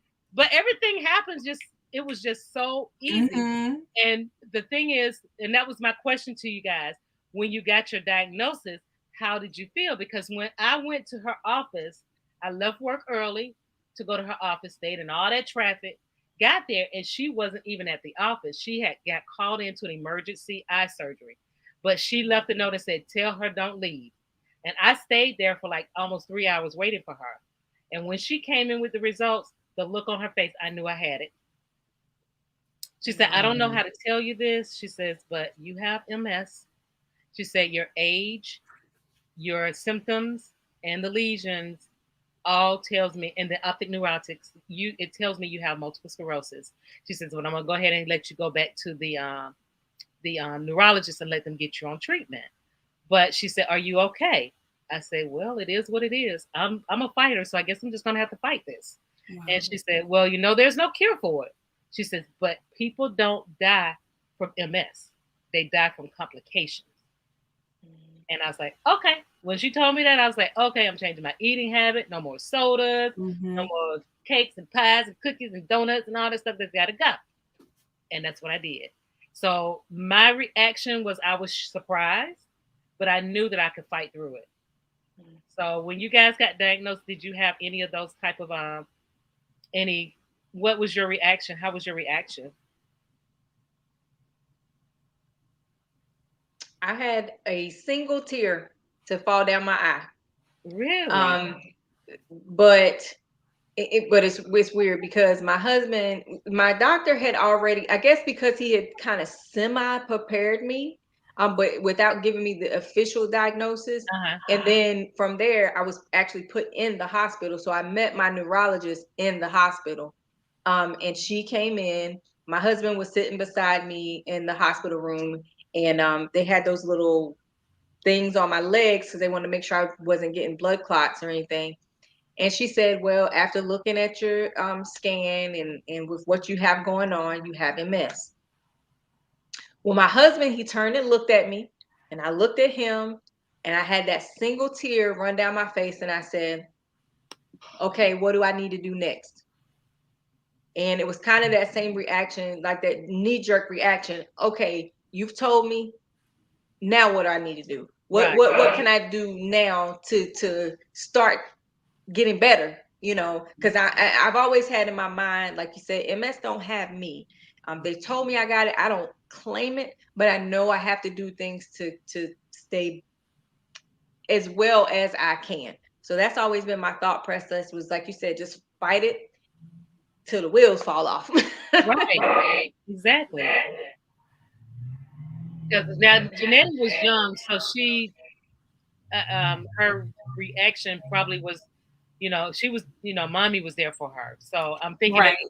yeah. Yeah. So I didn't really I didn't know. I Like, was just like, oh, right. I'm like, okay, what is this? But then when I got older, and then when I had, I had the mini flare, and then I had the flare of my life, and it was just like, oh, you have MS. But then this time, I ended up getting lesions on my spine.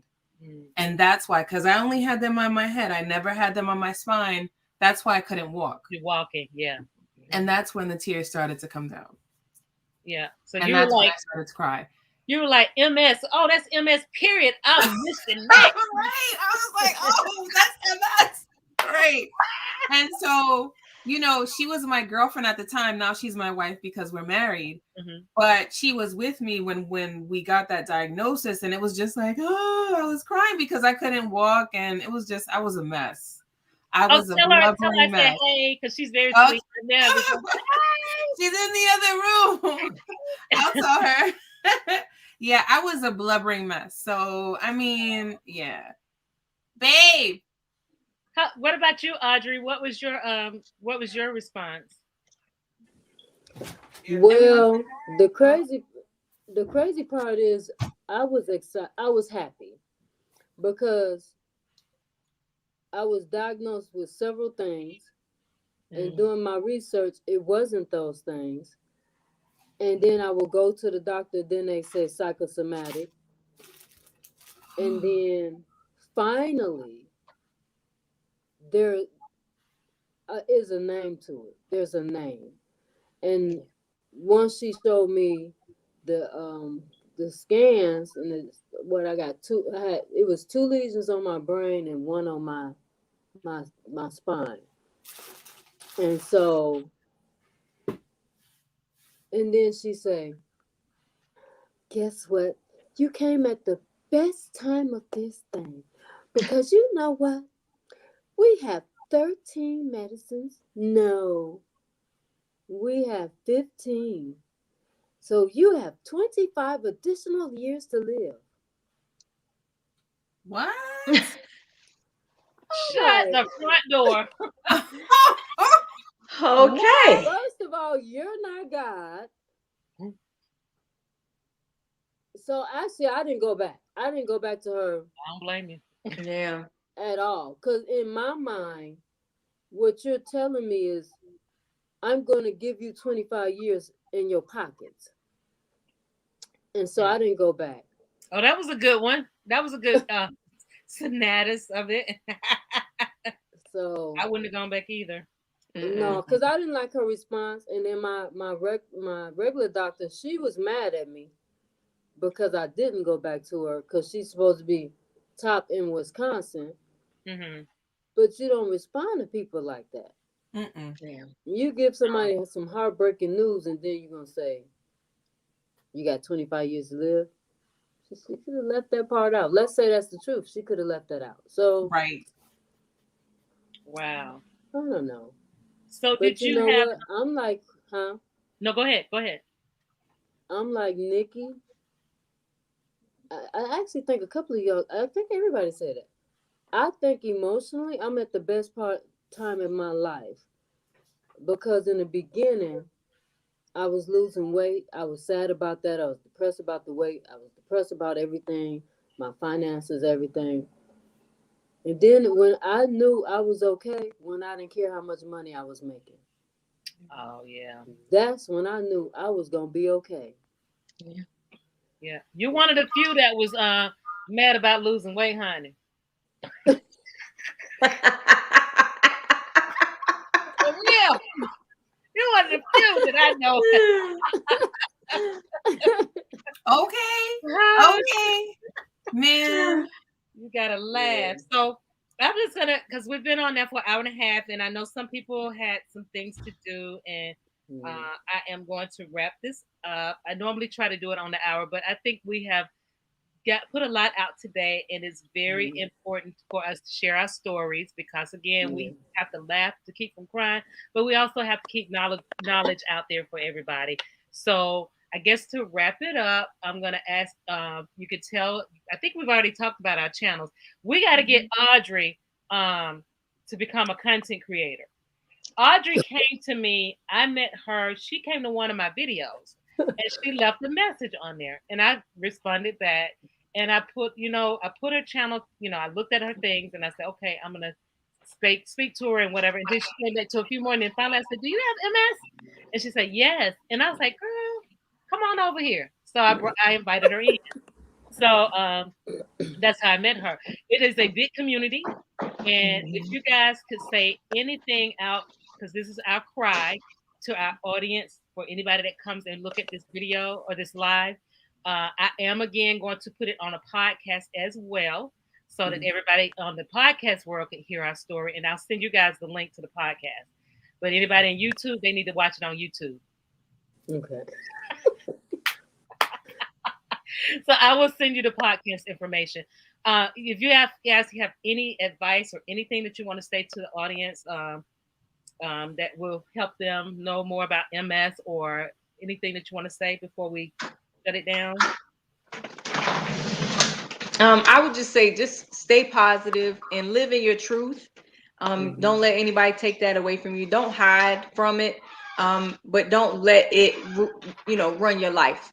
Still live to your best ability. Like Shelly said, laugh, have fun with your family, because no day is promised, whether it's MS or anything else. Yes. Living the best life. Okay. I ain't going back and forth with you.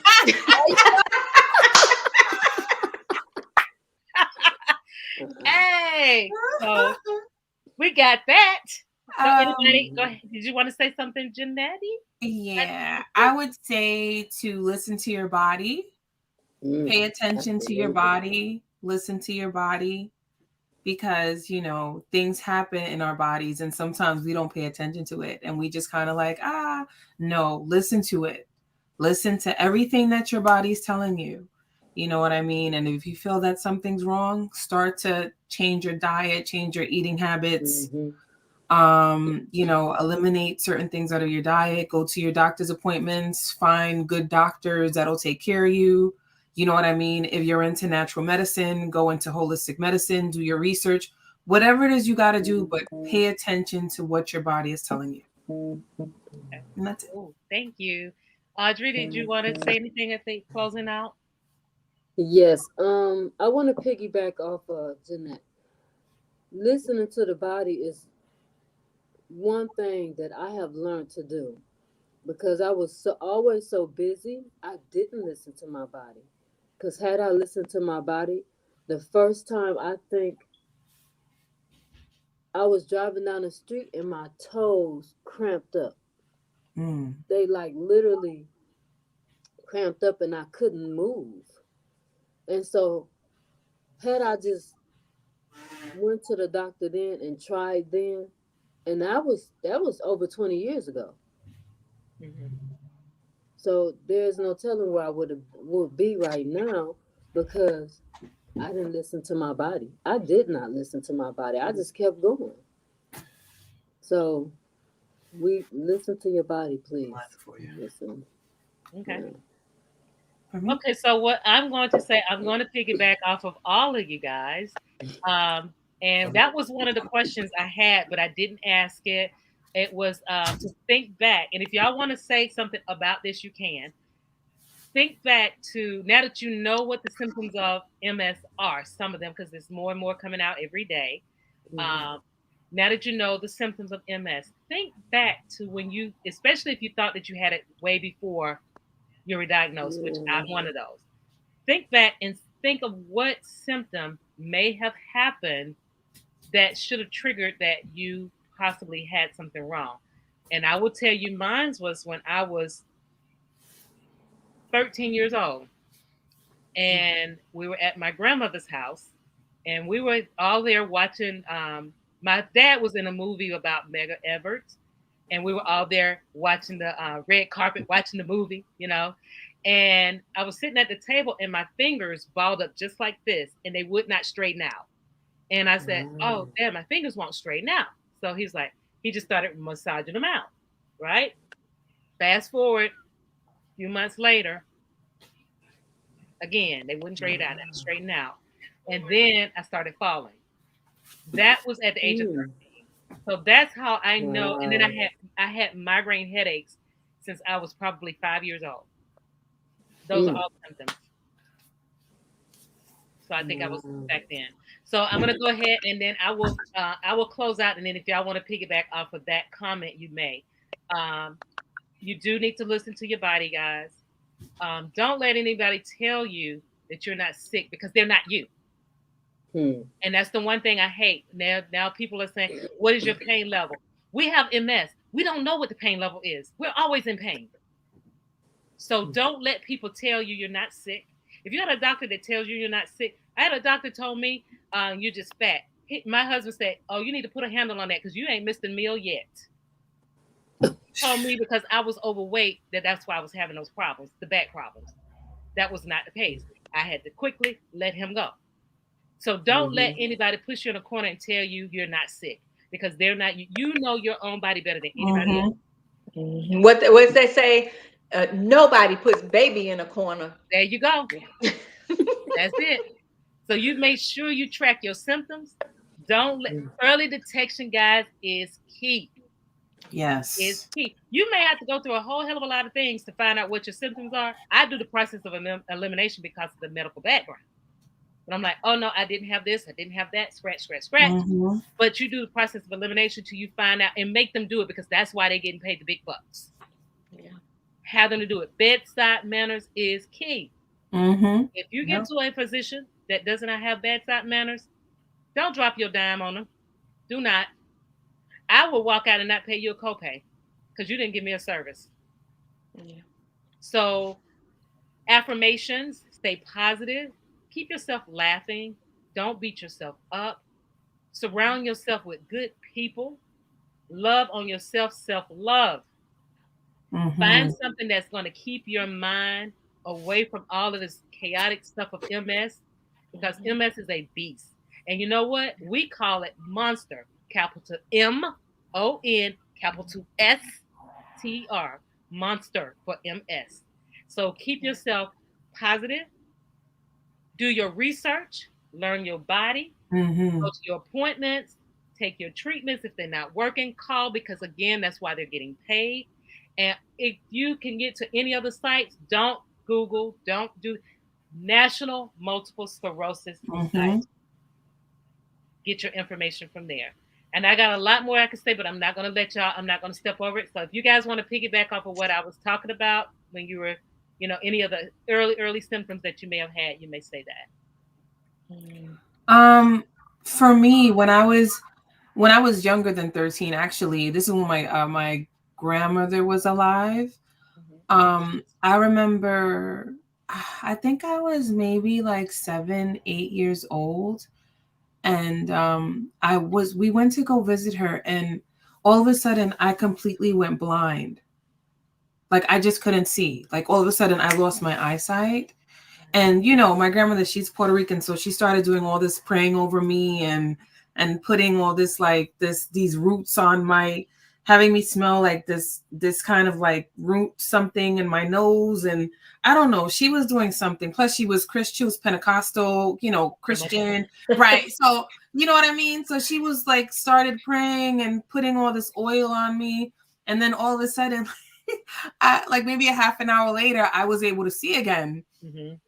So it was just like, I think that was like one of the early stages of me, maybe the earliest stages of me, thinking I have MS. Well, I didn't know what MS was at that time, but I'm just saying that was just like a symptom. I'm thinking. Yeah. Oh, and prayer, everybody. Keep yourself and prayer. Right, and prayer. Because whatever she did, it was just like, oh.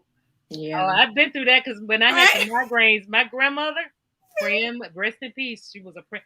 I can remember 5 years old having migraine headaches, crying. My grandmother would grab me and hold it, as they used to say, in her bosom. And she praying and putting the oil over me and speaking in tongue. And I'm like, Right. but it worked. So But it worked, right? It worked. Mhm. Right. So Yeah. So I was probably 22, 23, somewhere. I was early 20s. And I would have like muscle spasms in my legs. Like it's hard to explain, like in my stomach, like it was on the inside. I would just have like these jumping spasms. Or in my arms, like just all of a sudden it would just start twitching. And I think that was the sign for me, when I knew that something definitely was going on, because it was nothing that I could control. Oh wow. So yeah, it would just happen. And to this day, I still have that. It still happens. And my doctor has said, even though they talk about the nerves all the time, MS does affect your muscles, as well. And so that was one of my telltale signs. The very first thing that as far back as I can remember, that's the first thing I can remember. okay. Audrey, what about you? Mine was like I said, my foot when it cramped up, and my back. Like say like where your chest is, that part of my back from about this long. It feel like something is eating at my back, Mm. but it's my nerves. But I forgot what they call it, thoracic something other. I forgot. But it just feel like something was eating at my back, and it was like a burning sensation at the same time. And I would talk to them, and they would say, "There's nothing there. There's nothing there. There's nothing there." So then I would forget about it. Then the lady said, "Well, take chamomile tea. Chamomile tea is my best friend, and ginger are my best friend." Um, I still had that problem. So if you see me moving around a lot, it's because it's kind of bothering me. So I don't sit down a lot. Um, and if I Is it do, like an electricity that you get through your neck and your spine? yep. They have a name for that. That's it. And all MS patients get that. Neuropathy. Yeah. Not neuropathy. There's a name for that. Is it It's like tremors? Is it tremors? Because I'll get tremors now. yeah, it's like something like it's like kind of like a jolt of like electricity you get from your neck all the way down your spine. Yeah. But I remember I had that too. A lot of MS patients complain about, and there's a name for it. There's a name for it. I'm gonna look And for the name. see, I know mine, what you're talking Janetti, about, Audrey. you're saying in your spine, and mine happens like in my side. It just feels like a bolt. It's like, and you will literally see me like jump. Yes. And my kids or something, they'll be like, "What is wrong with you?" But I just had like that sharp, and it's the sharpest, but it's very quick for me. Like it's the sharpest, quickest Mine's pain. not quick. Let me see if it's on this list. Let's see if it's on this list here. We got tremors, pain tremors, swallowing problems, vision loss, dizziness, emotional changes. I get that a lot. Heat sensitive, get that a lot. Walking difficulties, vertigo. Has any one of y'all had vertigo? Yes. I think I had. Well, lightheadedness. Yes. I get car sick. That's why I Sometimes take when methazine. I'm riding in the car with my husband, I know one day, and I think it scared him because we were riding in the car, and I stopped, and I had like a single tear going down my face because I couldn't control it, and I was just like, "What in the world?" And then I found out later, because it happens every now and again, that's just something that happens. It's one of my symptoms. Do you take methazine? Yes, he did prescribe that for me before. I take methazine every day for my dizziness. I have to take methazine. I take anastatin, the Zofran for the nausea. I take that every single day. So then I feel balanced a little bit, and it helps. Yeah, I haven't taken it in a long time, but I probably need to look back into it, because sometimes I can just be sitting and watching TV, and the room just is like, and I just sit and close my eyes, and I have to wait for it to pass. Yeah, of course. What? I have the name of it. What is it? It's called Lermites. It's Spine Shock. There you go. That's it. Lermites. LHER MITTES. Yep, that's what Wow. she called it. See, I Spine told stop. y'all that shirt ran out of space. That's what she called it. You right, ma'am. Mhm. Wow. I'm telling you, guys, this is It just ain't no joke either, because it's like if It's somebody terrible. don't know you, they may think something wrong with you, but it's not a good feeling At all. And so I don't like. It's times I want to sit down and I want to relax, but if I'm at work, I'm not going to sit down because the chairs are hard and I don't want to look crazy moving around, and you know what I mean. Yeah. Yeah. So a lot of people done brought me a chair up in there. Somebody would have got me a chair. well, at work, I'm able to bring a pillow.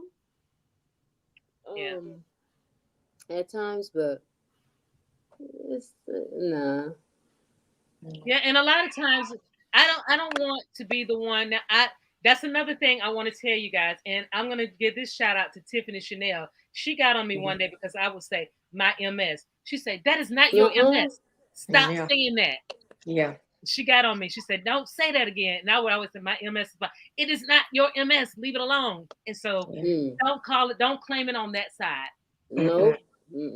Don't claim it on that side because people look at you some kind of way. But I got an idea for a T-shirt already for my MS for my team to walk, because I'm gonna tell you, if somebody say something to you, you got to get quick with them. Say, "Do you want to borrow my shoes?" Hey. I'm not that quick. I can't. It'll be 10 minutes later. They done walked away, and now I got. Right, that's me. That's why I got a smart mouth. I'm real smart. I'm real. Yeah, I'll go real quick. Oh yes, that's me. I'm like, yeah, I'm gonna keep me some sneakers, and I'm gonna keep them tied to my purse. If they say you don't look like you have MS, you need to borrow my shoes. I gotta get quicker with it. I'm gonna have to take that one and use that one, because I can't think that quick. I'll be like, I'm real quick. I'm quick. You need to borrow my shoes. I did a video on that, the shoe on the other foot. So, but yeah, you just have to just stay positive, guys. Keep God in your corner. Yeah. Pray, and pray. I just thought of something, but it's so rude. When you said when the lady says to you, "Oh, you don't belong in those," what did you say? You don't belong in that. Wait, you don't look like you have MS. You like, you don't look like you belong in that dress.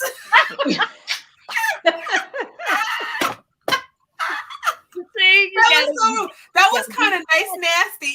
There you go. Yeah, that was nice. You know what? That very moment they say that to you, and you snap back at them real quick. They ain't gonna know what to say. They're gonna walk away. Right. Yeah. And I had somebody told me, I'm gonna tell you this. Somebody asked me, "Thank you, Natura." Somebody said to me,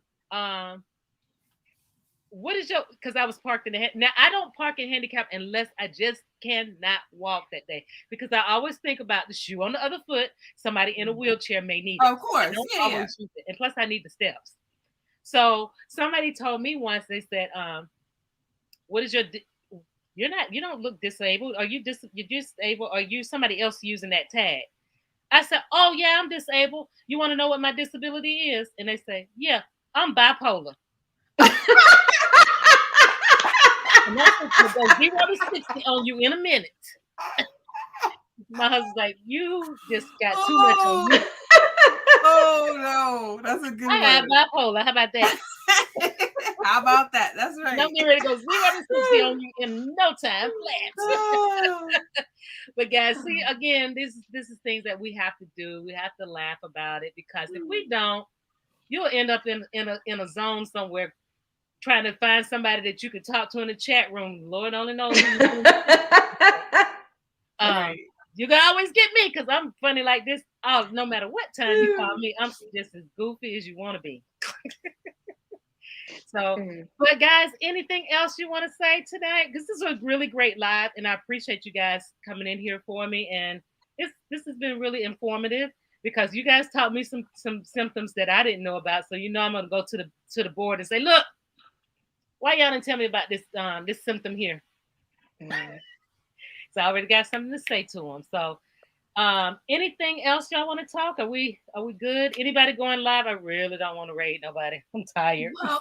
Well, I want to say this to you, Shelly. I want to say thank you so much for having me here. I really, really, really appreciate you.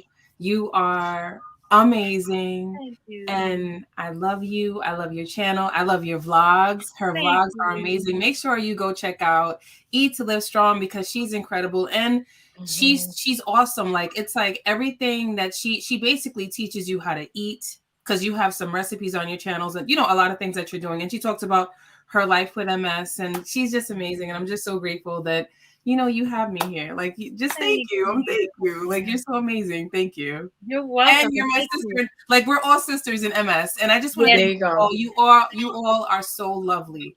When I make that shirt, I'm gonna send each one of y'all a shirt on me. So y'all can have a shirt. Y'all wear it. Yeah. I appreciate you too, Shelly, for having me on. This is kind of like more confirmation for me, because I contemplated whether I should talk about it more when I'm doing my vlogs. And so it just lets me know that it's okay. And Janetti, I don't always, because I'm bad for not leaving comments, but watching people's videos. Yeah. And I was watching yours. You had went to Costco and you were kind of picking up some things. And I was just like, you know what? Oh, and that pizza, that looked good. It's really good. The pizza she made was good. Yeah. Right. The gluten is gluten and dairy free. Everything I do is gluten and dairy free. And you know what though? I just found out that I should probably be doing more gluten-free items. I didn't know that. I was following a diet, but then I read more and it was talking about, and my daughter actually is gluten intolerant, and I'm always buying things for her. So lately I've been not having it as much. But you ladies, like I said, thank you, because it has helped me to know that it's okay to talk about it, that I don't have to shy away from that topic. And just like I said, just to be myself when I'm on, my videos. And if I mess up, I just mess up. It's okay. So yeah. And Audrey, I didn't know you, but I'm glad to have met you on here. Yes. And keep your head up, girl. Keep pushing. We right here behind you. We'll be thinking about you. I miss my CNA days. I miss my patients, because that job that I did, I loved what I did. Yeah. And I was there because I wanted to be there, and I wanted somebody. I pray that if I'm ever in a situation where I did have to be there, that somebody would give me the care that I gave somebody else. So you just keep your head up, girl. Keep on pushing. Yes. Yeah, definitely. Make sure you keep your head up. Don't let it get you down. Nope. Down is not a word for me. And I'm gonna tell you something else, especially when you start posting your content, Audrey. You get some people on YouTube that'll say some really mean stuff. Do not let them suck. Because for instance, somebody gave me a thumbs down and left this nasty message on them. First of all, I had to get smart with them. Then I blocked them.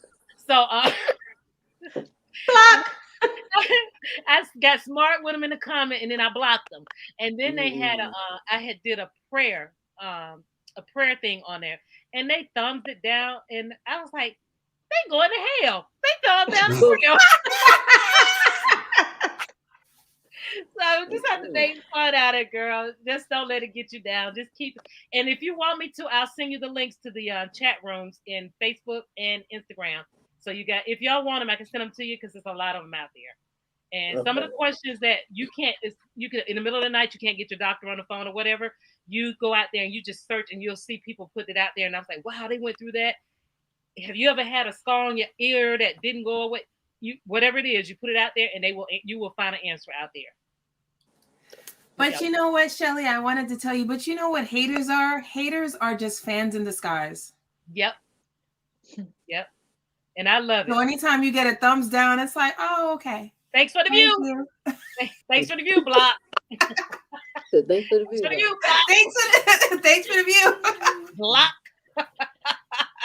So, but guys, that's about it. We are at 2 hours, and I really appreciate you. Did you have anything else you want to say? Did you need anything? Any requests? Any suggestions? Okay, then we can call this. Can I say this first? Yeah, sure. We're waiting for Audrey to make her channel. Yes, we on you, girl. They don't put you on the spot, girl. They don't put you on the spot. You know what's so wonderful about, us having MS and whatever you decide to do, you know what I mean? I do vlogs. Sissy Shelly does vlogs. Sissy Nikki does vlogs.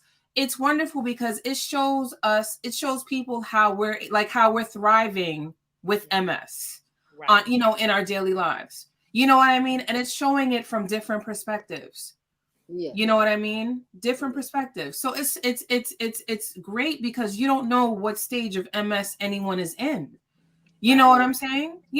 Because there's some days I have like really rough days and I'm going to document it. I'm going to put that on my vlog. There was one time I really had a hard time and I shared it on my vlog and you saw it, right, Sissy? You saw it, Shelly. I did. Mm-hmm. And it was just like, I was feeling so bad, but I shared that. So then whoever out there might be going through the same thing, they're like, oh, wow, you know what?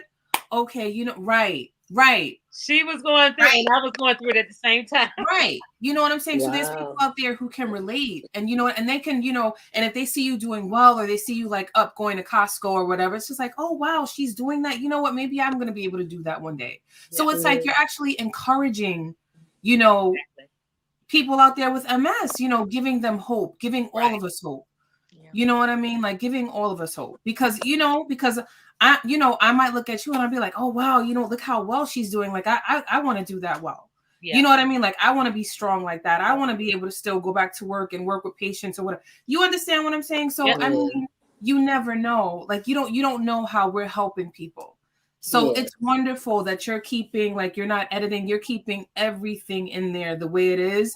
Because it just shows this is MS. This is this is the face of MS, and this is what MS looks like. Exactly. Period. And it can be different faces. Exactly. But I don't like MS at all. So this is wonderful. So we're waiting on you, Miss Audrey. You don't have to do it on MS, Audrey. You can do it on. Yeah, you don't have to do it on MS. I'm just kidding about the MS. You can do it on whatever you want to. Because you know what I thought about today when I was at work? I was watching this man and he said, when you claim something, you are allowing that thing to manifest in your body. Mm. So when I heard him say that, I thought about the Bible, how the Bible says power is in the tongue. Mm-hmm. True. So I said I wasn't going to speak about MS anymore. I wasn't going to talk about it at all anymore. And I do a lot of affirmations because, like I said earlier, I lost all that weight. And Calvin, if y'all knew who Calvin was. Anyway, he was like, you losing too much weight. People going to think you have cancer and so on, so on, so on. And so I started journaling so I could feel better because I didn't know what else to do. I didn't want to tell people either. And so that journal was the best thing I've done because it made me feel better. I could look in the mirror now and say, you know what? I'm fine, small and all. I'm beautiful, small and all. Period. Because at first, period. With his comments, right.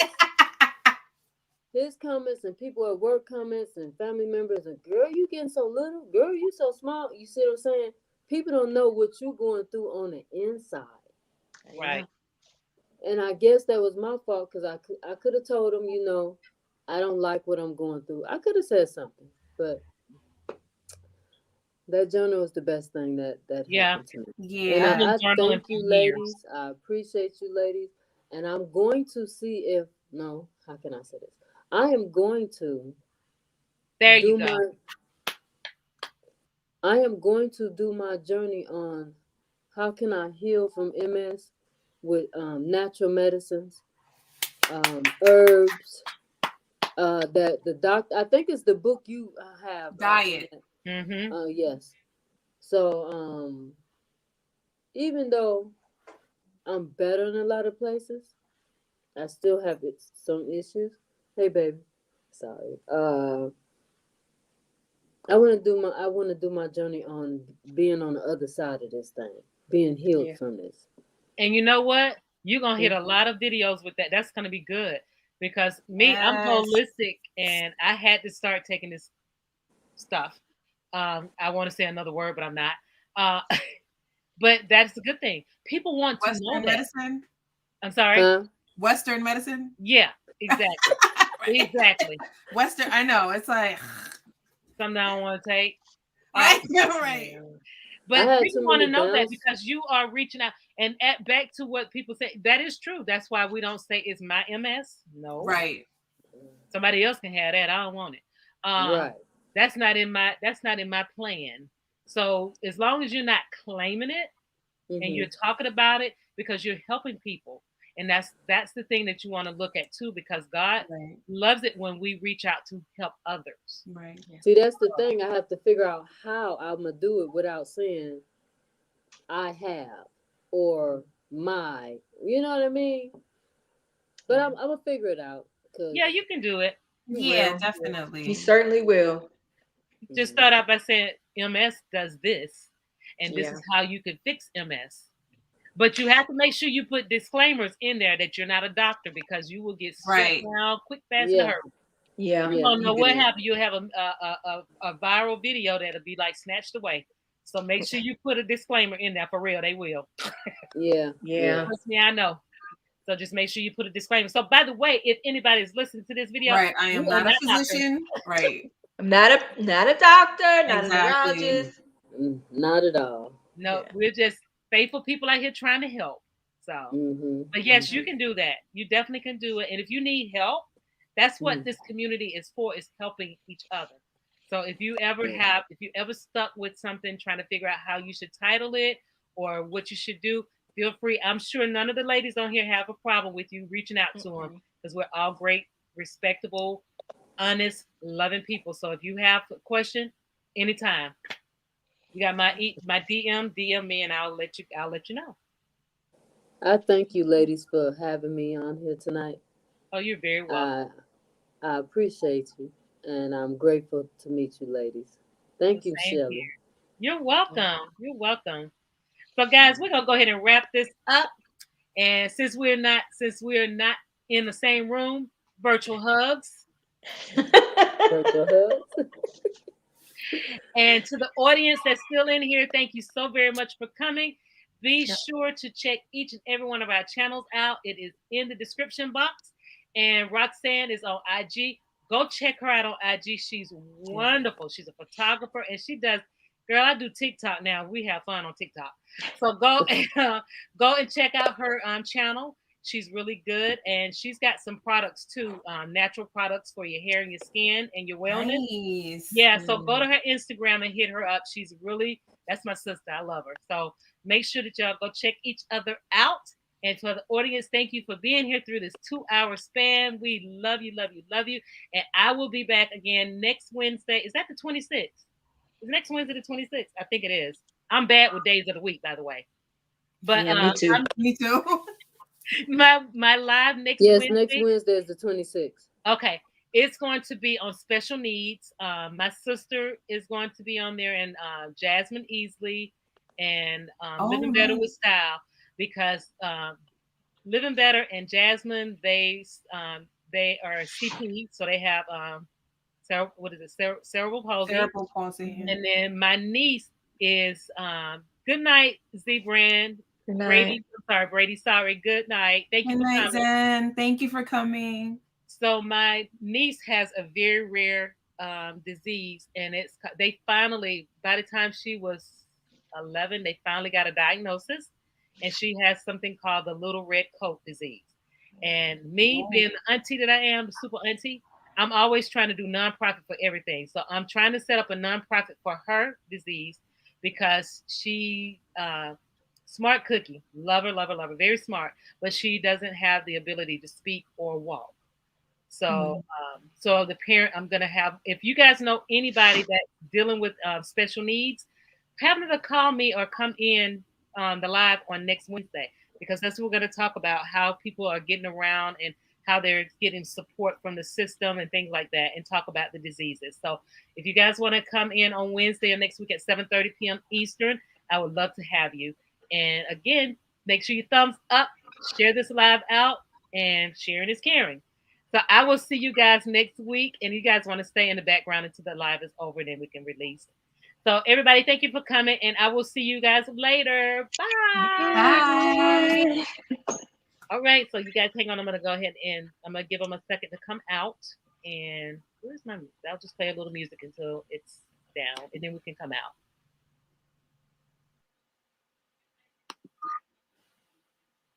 All right.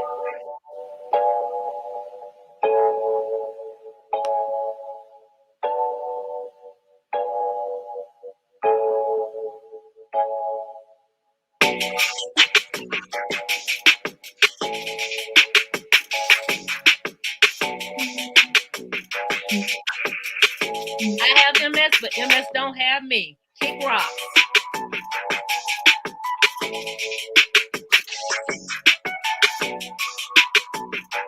Thank you for coming, everybody. Good night. 6 people still in the live.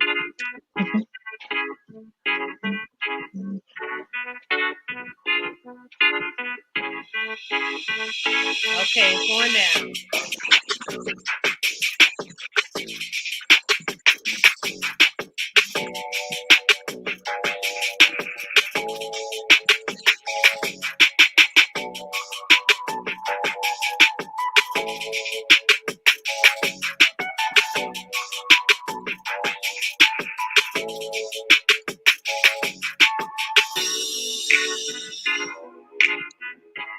YouTube has some pretty neat music. That's where you playing that from YouTube?